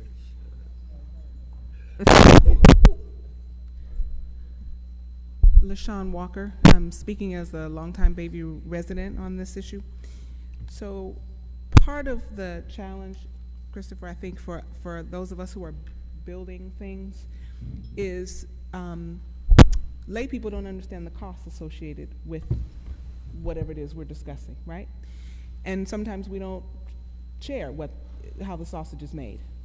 But what would be important, rather than saying to the CAC that they need to reach out to whomever, have the person come here. And those particular things that you've heard, whether it's rerouting the 30 or 30 Stockton or rerouting the 38, have the breakdown. If you take 5 buses a day off the 38 or 5 buses a day off the 30 Stockton and you add those to the T line, what would that cost? Right. Then the CAC can make and community members can make an intelligent decision or have some information to evaluate what they're asking of, because as community members, I'm saying this as a community member, and obviously 5 Point has a huge infrastructure responsibility for transportation improvement in the community, but down the road, today, while some of that stuff is really good, and I say this to all my community members who participated in the survey, this is no disrespect to any of you at all if you took the time to participate in the survey. But as a T-line rider, I would forego a lot of that if we could have improved T service. So bring those things, bring what the suggestions that the CAC members made, look at and bring the fiscal impact. These are intelligent folks, but they're obviously right now we're responding out of passion and need. So show them what the numbers look like and then we can go from there. Thank you very much. That's a great idea. So is that possible to bring someone so we could schedule someone? I would be happy to advocate on your behalf and then follow up with you on what the results are. That'd be fantastic. So if you contact Micah Fobbs at the Shipyard Site Office, that would be great. Micah Fobbs, 415-822-4622, and he and Elise can work with scheduling. Madam Chair. Okay. Yeah, as soon as possible. Time is of the essence for us. Thank you. Thank you. Okay, Mrs. Mixon has a question. I do have one question and thanks for your presentation. Yes. With the T-line. At times, it comes down 3rd Street and turn on 24. And there's not anything else for like a half hour to go past that. What about a shuttle? Just pick it up from there. Some of these things can be put in place if we look at them from a positive standpoint. It disturbs me when we have presentation and they're over on San Bruno. When I live over here, we need to try to evaluate both of those so that they can be equal. You know, a parking lot. I was looking at, and I hate to go back. Yes, please. Just for your crosswalk update. Key Street to Crusader and Carroll. Who looked at that street? Key Street goes north and south. Crusader goes east and west. And then you're going to go to Carroll. It's going north and south, east and west. What it has to do with Key Street? I don't know who evaluated this to upgrade those streets that's crossing each other. So these are the things that when you bring your presentation, we need to ask questions for our dues, just some concerns. Yeah. You know, then you tell me that back to Crusade Avenue, a paving zone. That's fine. But then you're taking away things from the residents. Mm-hmm. So we need to know how this information was floated around. When you came to the Y, you didn't, I'm gonna have to admit, in July, you didn't get a good response. Mm-hmm. Not at all. Yeah. Because I think some of the seniors that was there, and that's a senior luncheon, they own homes out here, Mm-hmm. and they didn't know the correct question to ask. Because some of this information that you have here is very clear for us. When you came to the Y, it wasn't very clear. Okay. So I make it apologize for clear that. when you come Mm-hmm. and talk to the seniors Yeah. so that they can understand. Yeah. Thank you very much, Mrs. Mixon. Mr. Loftman.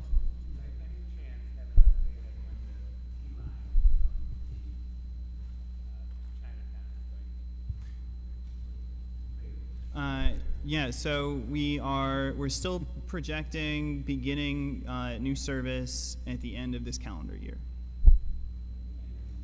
Yeah. That is the latest that I have seen on the Central Subway. Yes. So, Christopher, if they can do that and connect the service all the way to Chinatown, they're going to need some additional trolleys or whatever you're calling them these days, Yeah. okay? There is going to be a whole new service plan for the T when that goes into operation. Yeah, because you can't, you know, you've got to handle the other end of the line. Yeah. Okay, we love the idea of being able to go to all the neighborhoods on one trolley. That's fantastic. It helps our young people, because a lot of these folks will not get out of this neighborhood unless there is a bus or a trolley to get them out of the neighborhood. Yeah. It's a shame to say, but unfortunately, they don't have the resources to do that. So, you know, I'm hopeful that we will support Doris. No, you need to tell me your issues.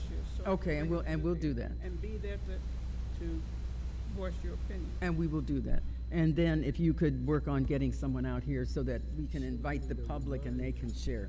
Absolutely. I know this is difficult work, you Yeah. know, I mean, I get it, because I've done community organizing since I was very, very young.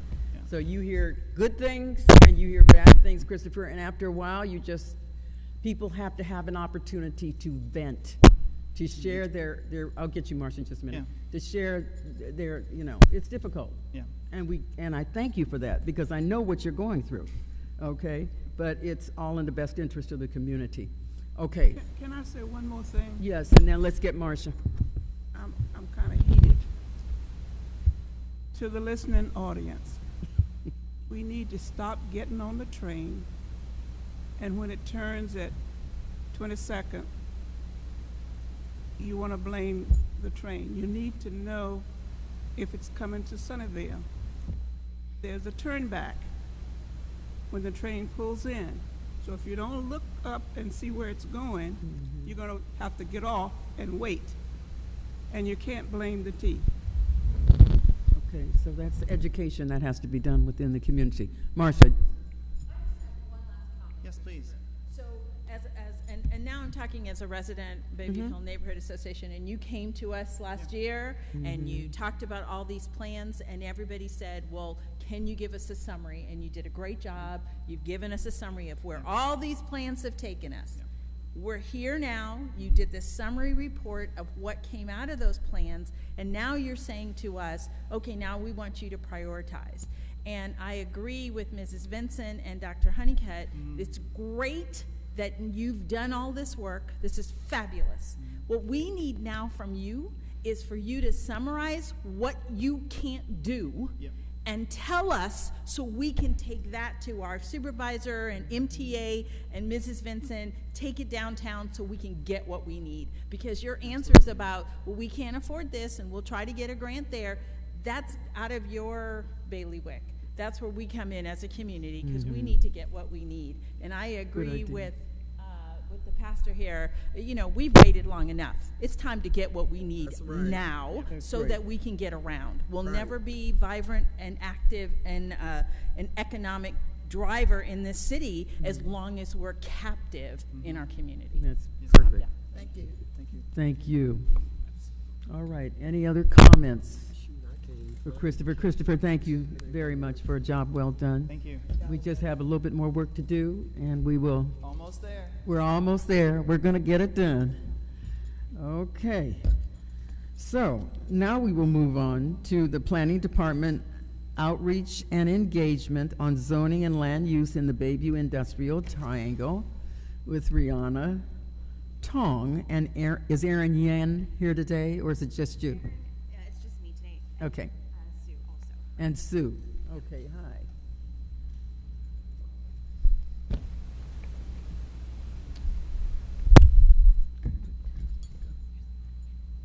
Thank you.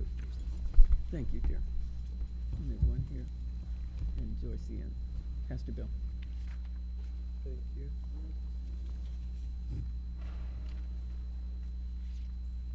Would anyone else like a? They didn't bring enough handouts.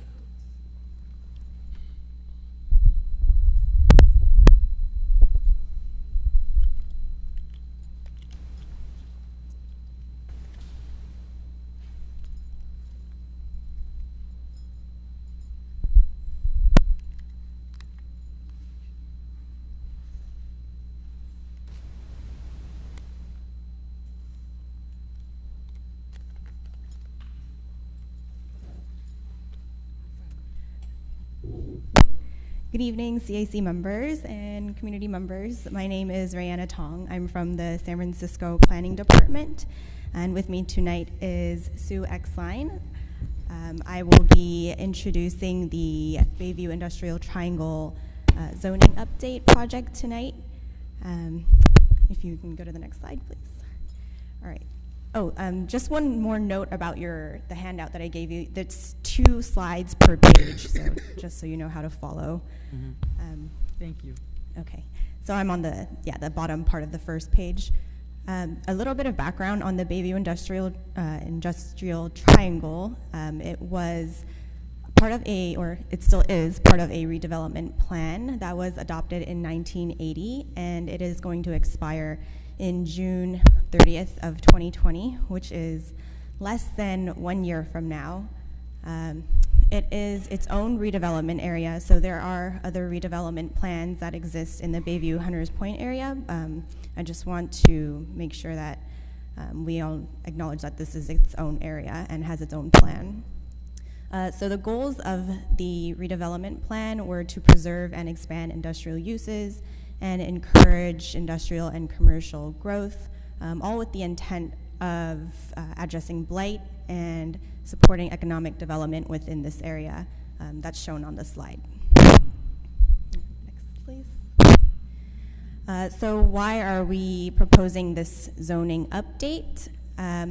When the redevelopment plan expires in June of 2020, and if we don't move forward with the proposal of updating the zoning, it will revert back to the M1 zoning underlying the existing redevelopment plan. M1 zoning is, it's called manufacturing, it's light manufacturing zoning, and it's a type of zoning that the city of San Francisco has phased out and doesn't really use anymore around the city. It is a zoning that allows for more residential and office uses, and it also allows for more and larger retail uses. And we are aware of some property owners in the area who are interested in developing their properties within the Bayview Industrial Triangle. And this development is dependent on the reversion back to M1 zoning, but that can also put the existing businesses in the area at risk of displacement. So the zoning update that we are proposing for this redevelopment area is intended to protect the existing businesses. Next slide, please. So why the focus on industrial businesses? Since the adoption of the Bayview Industrial Triangle redevelopment plan, adoption of it, the city of San Francisco has adopted some policies and zoning policies to promote economic diversity, and PDR, production, distribution, repair, which supports industrial uses, is seen as a support for local economy. And the benefits that are seen through PDR are that it can support, it can provide job diversity, and also provides good pay relative to education, and it's accessible to a broader range of the population. Next slide, please. At a city-wide perspective, there's a map here of more of San Francisco, and the colored areas are the existing areas that have been identified as PDR areas. So the blue, red, orange, green, these are all PDR industrial areas. And then the yellow triangle outlined in red is the Bayview Industrial Triangle. And you can see that it sits alongside these other swaths of PDR land. Next slide, please. At a neighborhood context, the Bayview Industrial Park redevelopment area went through a similar type of process. In 2009, the redevelopment plan there was expiring. The underlying zoning is M2, so if you look at that map on the left, that big black rectangle is the M2 zoning. And Supervisor Maxwell at that time led an effort to update the zoning to PDR2 zoning, which is shown as the blue area on the right map. Next, please. So bringing it back to the Bayview Industrial Triangle, we know that there are businesses in the area that are dependent on the industrial zoning type of uses. There are type of uses allowed in industrial zoning. There are catering businesses, there are industrial equipment rental businesses, automotive manufacturing and repair, furniture manufacturing. All of these are dependent on an industrial type zoning. And we want to be able to protect what is there right now. Next slide, please. So our initial proposal for the zoning would follow the goals of the original Bayview Industrial Triangle redevelopment plan, as well as the districts that were set in the redevelopment plan. Closer to the wastewater treatment plant on Phelps, there would allow heavier industrial uses, which is the PDR 1G zoning. And then closer to 3rd Street, but not quite 3rd Street yet, would allow lighter manufacturing or lighter industrial. And then on 3rd Street would allow a mixture of uses that allow for commercial and residential. Next slide, please. And also one more thing, or another thing to consider about this zoning update is that the heights differ between the redevelopment plan and what currently is underneath. The redevelopment plan allows for 40 feet in the entire Bayview Industrial Triangle. So developers, property owners can develop up to 40 feet, except for along 3rd Street. If they have residential on the 2nd floors and above, they can build up to 65 feet. The underlying zoning, once redevelopment plan expires, it would go to 65 feet, which means the entire area would be able to build up to 65 feet. We don't have a proposal for this. It is something for the community to consider, and we're asking for any input on that. And we are open to feedback on these heights. Thank you. And this is what our timeline is looking like. We have been conducting some outreach throughout the summer. We've gone to the Bayview CAC a couple of times and gave a similar presentation. We've been talking, we did one presentation to the Southeast Community Facility Committee, and we've been talking to some businesses in the Bayview Industrial Triangle to get their input and feedback.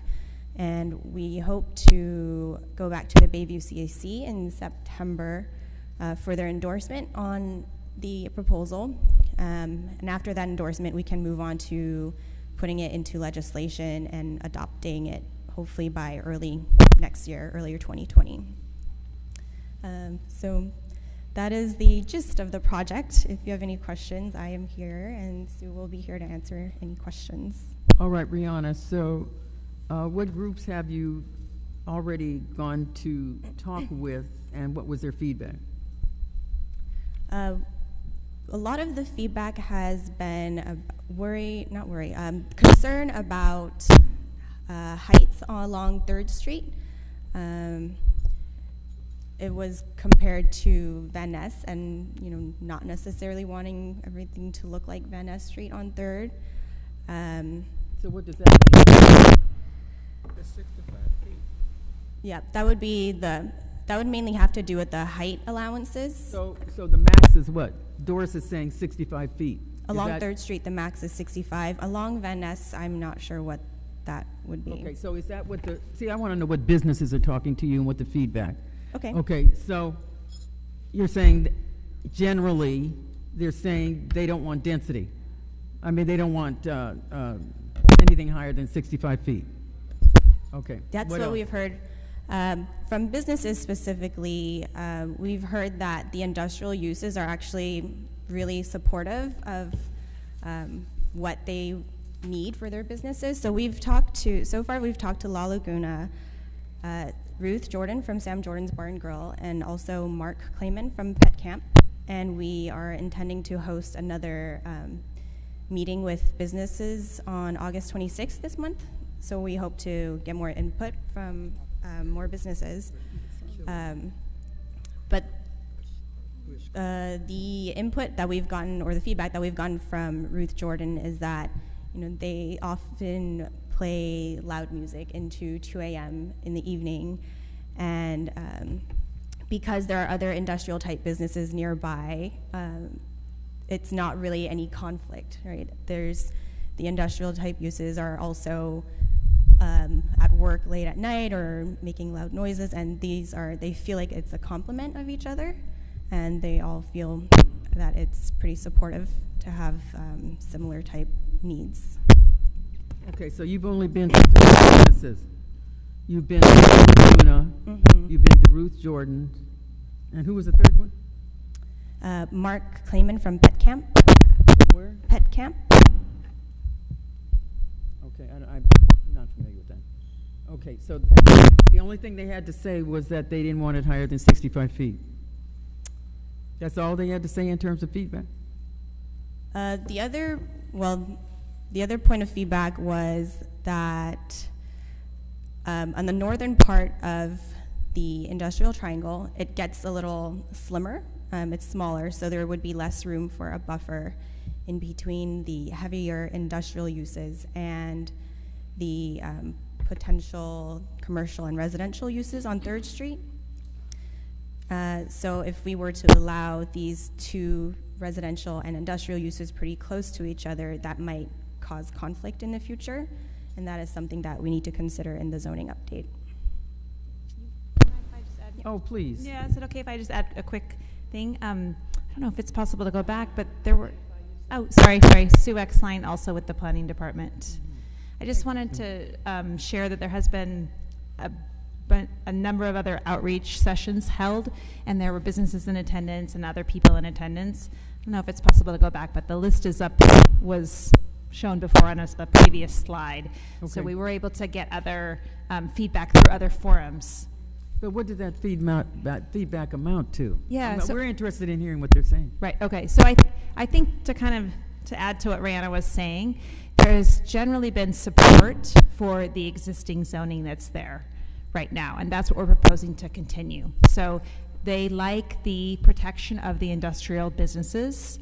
The businesses like it. The people at the outreach sessions, the CAC that's there representing the business, the Bayview Industrial Triangle, likes the proposal as well. There's a mix of industrial and then some residential along 3rd Street that will support some of the new housing that's being proposed, and they like that. So generally there's been positive, I would say summarize it as positive feedback. They did ask us to come here and ask you for your feedback, and they asked us to do a business meeting, and so they reached out to as many businesses. They flyered all the businesses in the neighborhood, and they got a few to come, and they are doing one more session discussion to try to get more outreach, to get more businesses to see that. So that was kind of how we were approaching the outreach. That's great. Okay, so you say the business types are food and beverage, plumbing, heating, air conditioning, pet care, general automotive repair, furniture manufacturing.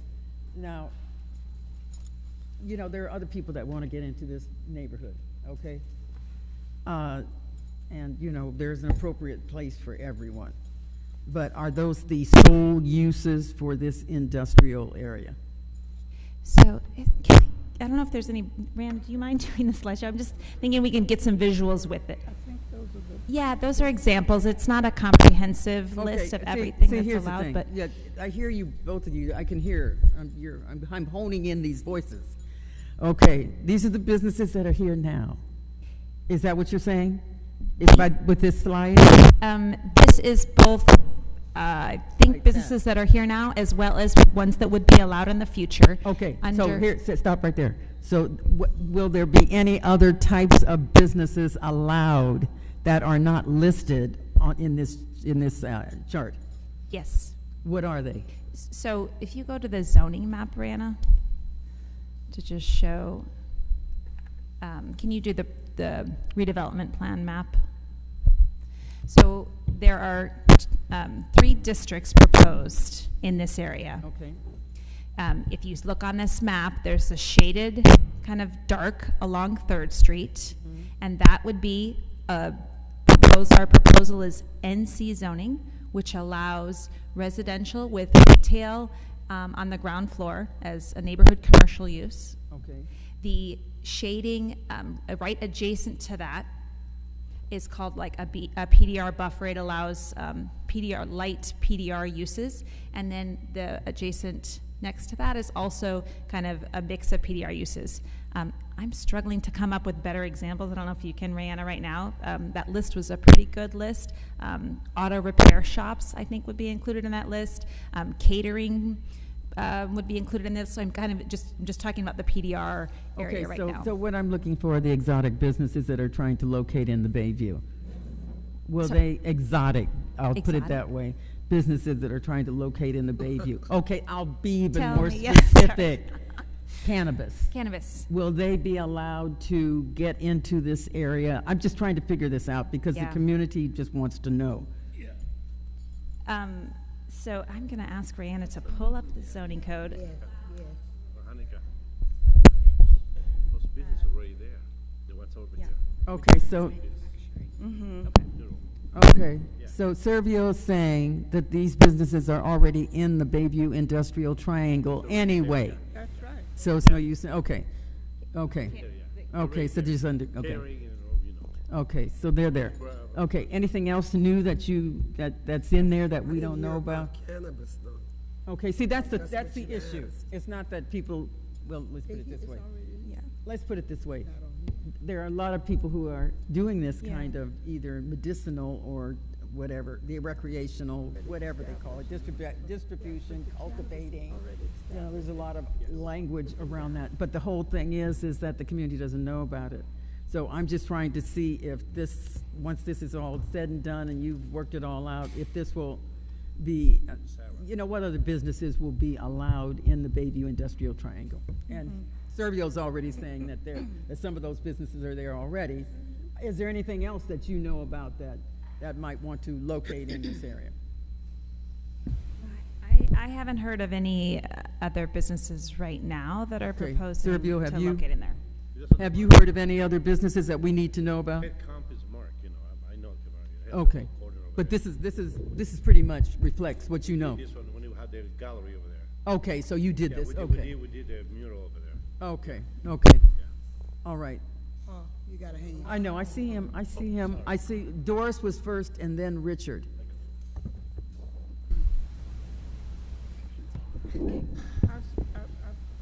Let Richard go first. Okay, Richard, then Doris. My question is just, is a grow facility something where cannabis is being grown considered manufacturing? Yeah, that does fall into one of the manufacturing categories. Okay. Okay. I think that's what the real question is. Yeah. No, So your as far as question. I know, there's no cannabis. Yes, business. the growers, there's 7 of them.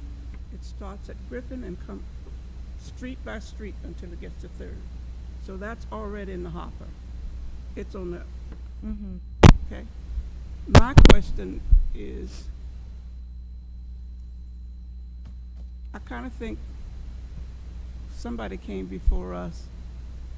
The McAfee Cleaners is going to be housing now, and you're going to allow it to go up 6 stories? Did you grant them a amended? Maybe I'm going to invite a lot to come up. And my other question, I thought as long as the BIT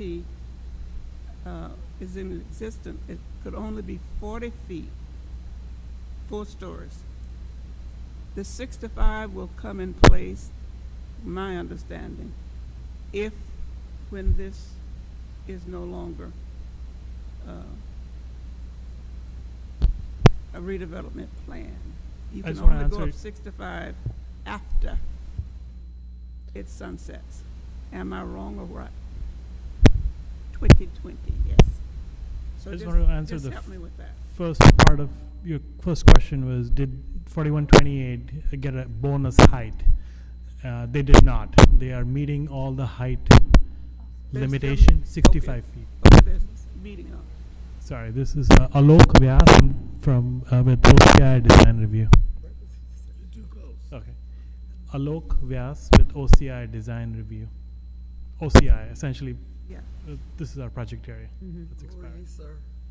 I didn't hear your name. Alok Vyas. Oh, okay. You were planning? Yes. Oh, you were OCI. Correct. Okay, let's. Their city So planning. you're saying they were not granted? Correct. Okay. They are within the zone that's bordering 3rd Street, and they're allowed to go up to 65 feet. The rest, the other 2 districts, they're on the back, they have 40 feet high maximum limits. I think it's the other way Okay. around. It's lower on 3rd Street, and it goes higher to Phelps. Reverse. It's higher on 3rd Street, So you're 65. allowing 65-foot buildings to go in along 3rd Street for 6 blocks? So is that because Mayor Lee, before he passed away, did an ordinance that would allow 4 stories to add 2 more stories above? Is that why we're being able to This do is what if you want to take a look at the slide here, hopefully this will help clarify it, because it is a little funky. Right, if you look down at the bottom of the text in red, it says it's 40 feet if it's commercial only, and 65 feet if it's commercial with residential above. So that's what's written right now into the redevelopment plan. Those are the existing controls that have been in place since 1980. The mixed use. So those are what's going to continue. So right now, we don't, what our proposal is to go to the 65, but we're seeking the feedback from the community to say, does that make sense? So this would mean that there's going to be one residential floor above 4 or 5 floors of industrial? No, I'm sorry if that's confusing. It only along 3rd Street. So there's a separate zoning district along 3rd Street than there is on the rest of the area. Does it make sense? No? Okay, it's not Not making quite sense. clear? It's fine, So is it, okay, Okay. is it 65 feet along 3rd Street? Yes. Okay, and in the areas in the back, it would be how many feet? So right now, the 65 feet is what we're proposing. Okay, that's the only thing you're proposing right now? Yes. Does that make, On the triangle. on Yeah. the triangle? Just on the triangle. Does that make sense now, Yeah. Richard? Yeah, Well, this I has been going on for a couple of years. I understand the 65 feet. Well, I know you get that. But I just, and where it is, Mhm. but it just seems like if we're trying, I mean, it seems to go against what we want. We would rather 3rd Street, I mean, we want the jobs and stuff, but it's, most of the industrial things, like are on, the Phelps are on the other side. So are you saying you'd like to see low, maybe you could just tell me what your feedback is and then. I'm worried that they'll put up giant thing, when something is bought and sold, they'll put up 65-foot monoliths with a little bit of housing on top. Along 3rd Street, you're worried about, okay, so you're saying I don't want to see 65 feet along 3rd Street for housing, residential development even, right? Just to make sure? That's not exactly what I'm saying. Okay. If it was all housing, that would be one thing. Okay. If it's 40 feet of a warehouse of some kind. No. And then housing on top of that. Yeah, so they can't, so thank you for clarifying, they can't do that along 3rd Street. So along 3rd Street in the proposed zoning. Do it on the other side. They can't do housing though above it on the other side. So the zoning, it differentiates between 3rd Street and what's behind 3rd Street. So there's different zoning districts. So along 3rd Street, you would do retail with housing above. Okay, So, retail. yes, basically yes. I can give you the full list of what's included in that. There's other, No, I understand. active uses. Childcare, I think, is considered active use. I'm trying to think of what other active uses, but not offices. You can't do offices on the ground floor. You can't do industrial uses on the ground floor along 3rd Street. Then you go behind. It's kind of weird because it's a totally different district right behind there. You will not be able to do housing. You'll be able to do very, very small retail, but the main use is the PDR uses that we talked about. Okay. Is that starting to make sense to everybody? Okay, wait a minute now. Let's get patient with this, okay? Because I only have 2 eyes, and all of the hands are going up now. Okay, are we straight on what she's saying about what would be on 3rd Street and what would be behind 3rd Street? Yes. Okay, because it's just getting that concept. Yeah. Okay, now. Thank you. I think it's Servio, I know it's LaShawn, and I know it's Oscar James, so could we go in that order, please? This is more like a Mission Bay, like on 4th Street. It's more like that, Commercial at the bottom, housing on top. Yes. That's what it is. It's simple. Yeah, I think you can almost think of I'm there too. even just down 3rd Street, travel a little south, and that's kind of I think the it's a good vision. idea. I like it. It looks beautiful. Walk on 4th Street. It's beautiful. I walk over there almost every week, about every 3 days. So it's nice. Okay. We have a store over there too. Okay, then LaShawn and Oscar James and Pastor Bill.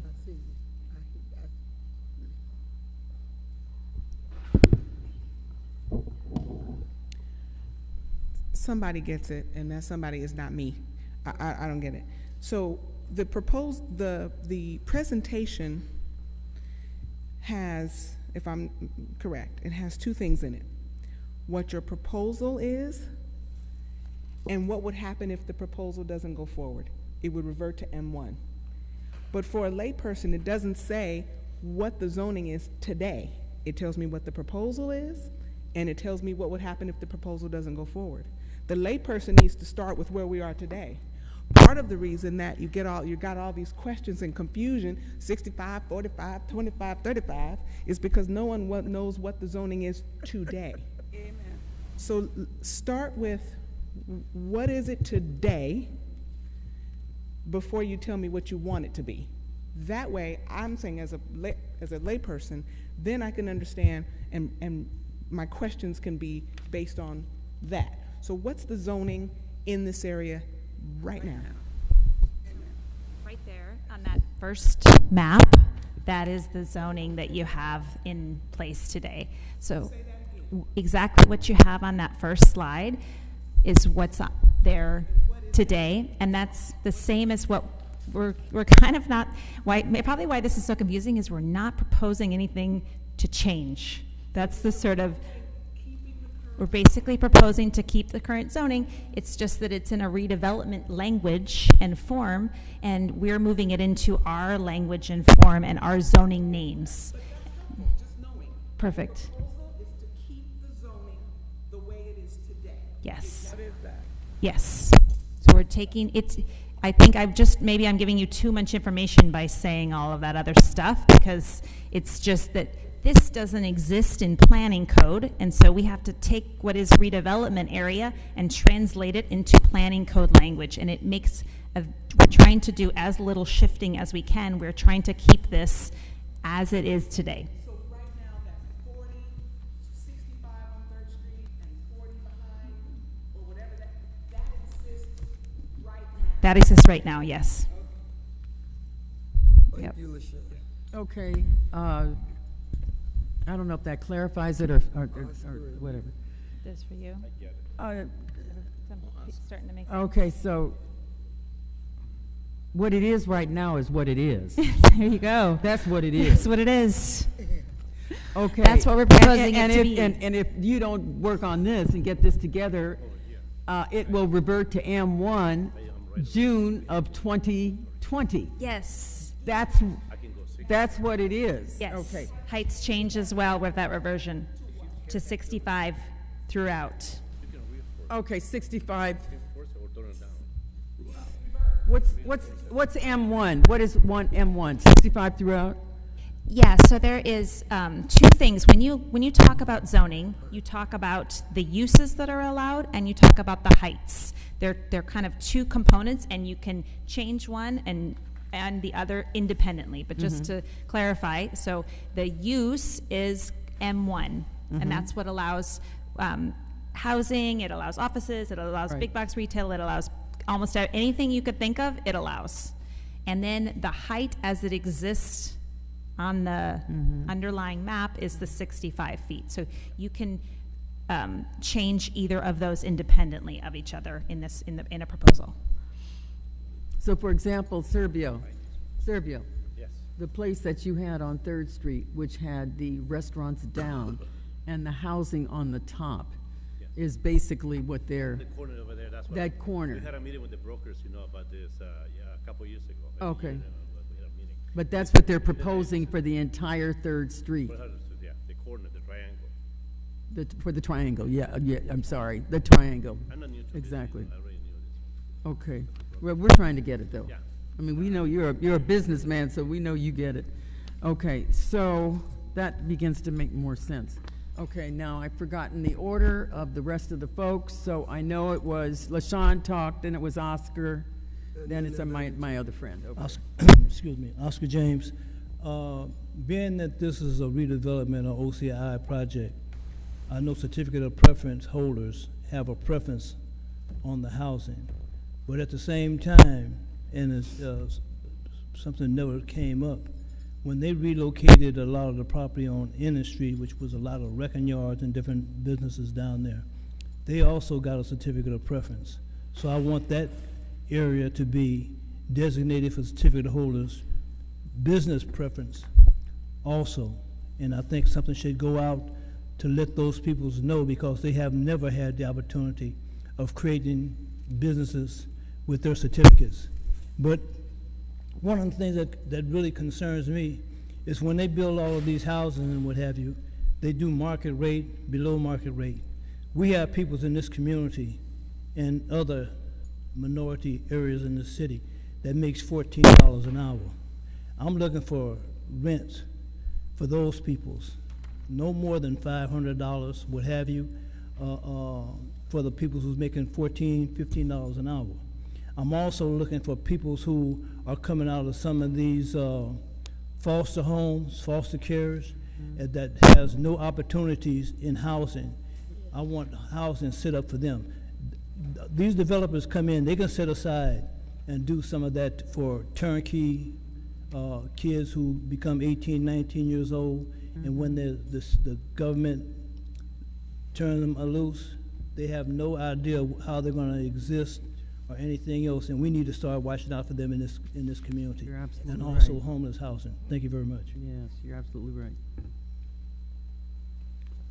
Jacob Wallace, just a concerned citizen. I just want to know if it was possible, is there any way you can provide the community with a list of the actual businesses that are currently there? Okay, so if you provide them with a list of businesses that are currently there, and if you could show them the compare and contrast in language, so as you convert over, those who may be sitting on the panel who already understand a certain type of language that is used from previous years, because you said this has been around since 1980, correct? So they've had some time to get accustomed to a certain type of language, correct? Right? Yeah, I would assume so. Right? So if we could have it to where it's a slight conversion where you start to translate, which you may have read here is what we're calling this now. So as they pick up new documentation, they can interpret it, oh, this is what I used to read, this is the new language that's being used now. Sure, yeah. I think, can I ask a You sure question?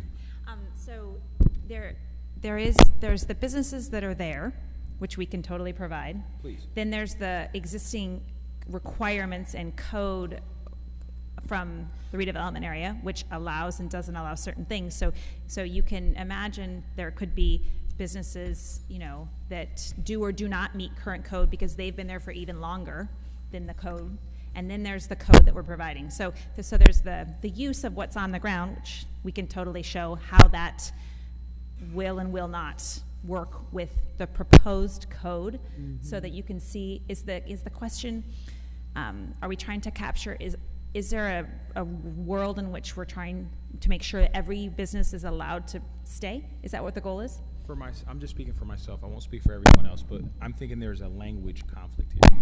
So what I'm trying to do is get as much clear language as possible so there's no ambiguity. So when you say it's 65, they know that, okay, well, before it was 40. And now we're clear that 65 is the new language that we're gonna go with. It's just numbers, right? But I also wanted to make sure that it's so clear that when people pick stuff up, they can look at it and say, yep, that was from last, this was from the previous, this is what we're doing now. Also, what I would ask, right, or try to encourage is, what are all potential businesses that will go in there according to what's current and what the future may be once the expiration hits. So then that way people in the community can actually prepare themselves and not be caught off guard with the exotic businesses that may be trying to get into the community. Right. This way they're prepared to have a healthy conversation consistently about, yes, we're interested in having these businesses, we're not really interested in those businesses according to what the code states. Okay.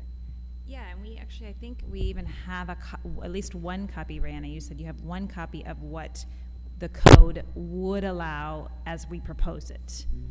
So you can look at that if that's helpful to say, here's the full list, rather than just those example businesses that we listed. Here is the full code. It's down in the weeds. That's great. You know, and so if we just a heads up that it is, you know, we're going down deep here That's into okay, like, we're the used to that. details. Perfect. The only reason I'm saying this is because I'm not saying you guys aren't doing your part, but what I'm saying is you have people from a various amounts of backgrounds that live in Bayview, right? And the one thing I would hate is for things to get misconstrued, but I would also for them to understand truly, like there's a certain type of industry that could take place here. Be prepared for this, so then that way people are looking at it and they're saying, like, I kind of like what's going on right now. The future may not be something I might be interested in. But if you just give them kind of boxed in and kind of limited, you leave so much room to just imagine what could happen next. And I just kind of want to remove that so people know that it's clear, it's transparent. It may be someone here that says, you know, I've been waiting to get into said industry, and now I got an opportunity. Yeah. I do still want to reemphasize that it's not a big change from what's allowed now. Just to make sure, while I can totally imagine, and I definitely want to give you all of this, the whole goal of this is to retain the way it is now as we propose our changes, to keep it as it is. So just to kind of make sure that that's clear as our goal. But as long as you let everyone know what as is looks like, because there may be a business operating that you listed that these are the businesses that we know are actually there, and the residents of the community may say, no, well, this is what we're seeing operating. Then we can actually take action on these businesses need to be removed because it's only been zoned for this. Well, I don't know if this is going too far, but there could be businesses that were in place prior to the rezoning, and you can stay. So say you've been there since 1979. You were a business that you aren't allowed now, but you were allowed in 1979. You can continue. So you can continue because you're a grandfathered use. On the next slide that says that, like, hey, if they were in here since 1965, this is what they can say. They can stay prior to the rezoning if they were allowed in the rezoning, and that will be able to be the case going in the future. So if there's a business now that for whatever reason somehow, and I don't know a scenario when that would happen, but let's make it up, that couldn't go into the new zoning, it can stay there forever as an existing use, as an existing has that. business. I don't know what's been there since 1970. See, and Yeah, that's what I we don't know need, honey. either, and I don't, I'm That's just, what he's asking, right. can you get for us, yes or no? I don't know that I can, to be honest, I can't get You don't know ev- that you can? I don't. I can't get every business that, and when their start date was. So what I can do is, I can do this. I can do all the businesses that we know of that are in that area, there now. I can do the previous code of redevelopment code, sorry, the existing code right now, redevelopment code, and I can do what we're proposing. That's fantastic. So If you would get that over to Micah Fobbs of our site office, 415-822-4622. He's right over there now. That would be tremendously helpful. Thank you very much. That's perfect. That's perfect. yeah. Thank you. That's perfect. Okay, now Pastor Bell, please. What I'm concerned with is this. In the Bayview area, practically on every corner, there's a liquor store. And with this new metamorphosis of marijuana and all of these things that are coming up, I want to be sure that when the dust all clears, that we've got a cannabis growing operation, cannabis being sold on every corner. We don't need that. So I'm looking to see planning say that there aren't going to be any more new cannabis operations in this area. I hear your feedback. I definitely can't say that right now because it's an allowed use now as it is right now. So How did it become an allowed use? it's If you're part of the changing- redevelopment plan that Wait a allows minute. that type If of you're use. changing, So your feedback is, in the future, when you change it, I don't want it. I think that's, Right. and we can definitely existing, take that. It's like the existing liquor stores. Okay, cool. You guys are here. Right. But we don't want any more. Right, yeah. I can definitely take that feedback. That is no problem. Right. We'll We've had Provide 3 that. cannabis meetings in this room. yeah. I can tell the people who attended. Had the meeting. I know, but that's because there's only a few of us, and we had a meeting every night, and even when we can't walk, and I'm dragging my foot, but you know, we will try, but sometimes we can't, this particular group right here cannot be at everything, though I do No, I think try. that's super helpful feedback. So anything else like that you want to provide, I think this If is, a dog is a this cat, is it's a the, rat. The bottom line is, in the future, when this is changed, we don't want any more cannabis. Okay? Got it. We don't want no more liquor stores. yeah, I think there's the restricted, alcohol restricted special use district extends up here, but I will check on that too. So feedback is, That's don't want helpful. We can liquor have the stores in this information area and as help. well, right? That would be very helpful, Yeah. but if you could get that other information over it's to, 7 to of them the now, site we know office, that. Sure. that would be Yeah, definitely. fantastic. Are there any other questions for these wonderful people? Thank you very much for Thank this you. Thanks for presentation. having This was us. very interesting. You're doing some I great got work. one other question. Thanks so much. One other question. How long have you guys been on the planning commission? We're just staff. I've been there for, Staff. yeah, Yeah, we're on the planning commission. You're not They're planning. not No. commissioned. They're staff, honey. Yeah, they're not But I've been there commissioners. for 18 years, Yes. so. And she looks like she's 18 years old, so I know, that's she quite an really do. achievement. I'm just looking at this. 'Cause sometimes we won't. Right. Okay, so that was our last presentation, so we are at our public comment Look, all of them section. moved to adjourn. So is there any public comment on non-agenda items? Get out of here, it's 8:30. Motion to dismiss. Oh. My public comment, Doris Vincent addressed with the Walgreens shutting down and the super cannabis store opening. I'm against that. And so she addressed it very well. Thank you so much. All right, thank you, gotta Commissioner give her some Carolyn. help, We're 'cause I don't know. always glad to see you when you come out to the neighborhood, Yeah, and thank you for your work, indeed. thank you. Pastor Bell? Are they gonna be able to convert before this new planning is implemented? Yeah. In the secret meeting that was at Senior Center, the young lady, the director of cannabis, said we need to get our act together because it will take 6 months before they look at their proposal. So whatever it is we want to do, we need to do it within the 6 months. So how does that play They won't with even this? look at what's coming down. Can you respond to this? Is this going to be That's not in done within the next 6 months or so? Or how long are we looking at before this zone changes? So the redevelopment plan expires June 30th of 2020. So that's when the new zoning will will be in effect. So that means we have to fight this on our own. But the cannabis, the fight is on its way. We have to come up. Nobody wants it. Nobody that I've heard wants it. We know cannabis is here to stay. We have 7 already in the hopper. We do not need a superstore, and they come out of Seattle, Washington. We need the people in District 10 to make those dollars. We don't need a superstore, but we do need a grocery store, an upscale grocery store. And Walgreens they have A nice whole food. freezers already, so it'll be easy to adapt Right. a grocery store. So that's what the community is pushing. Doris, when is the next cannabis meeting, do you know? September, the first,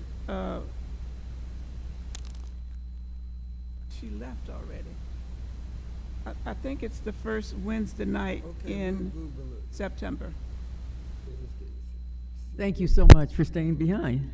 Okay, so folks, We ain't got enough people to help fight. was there any other public comment?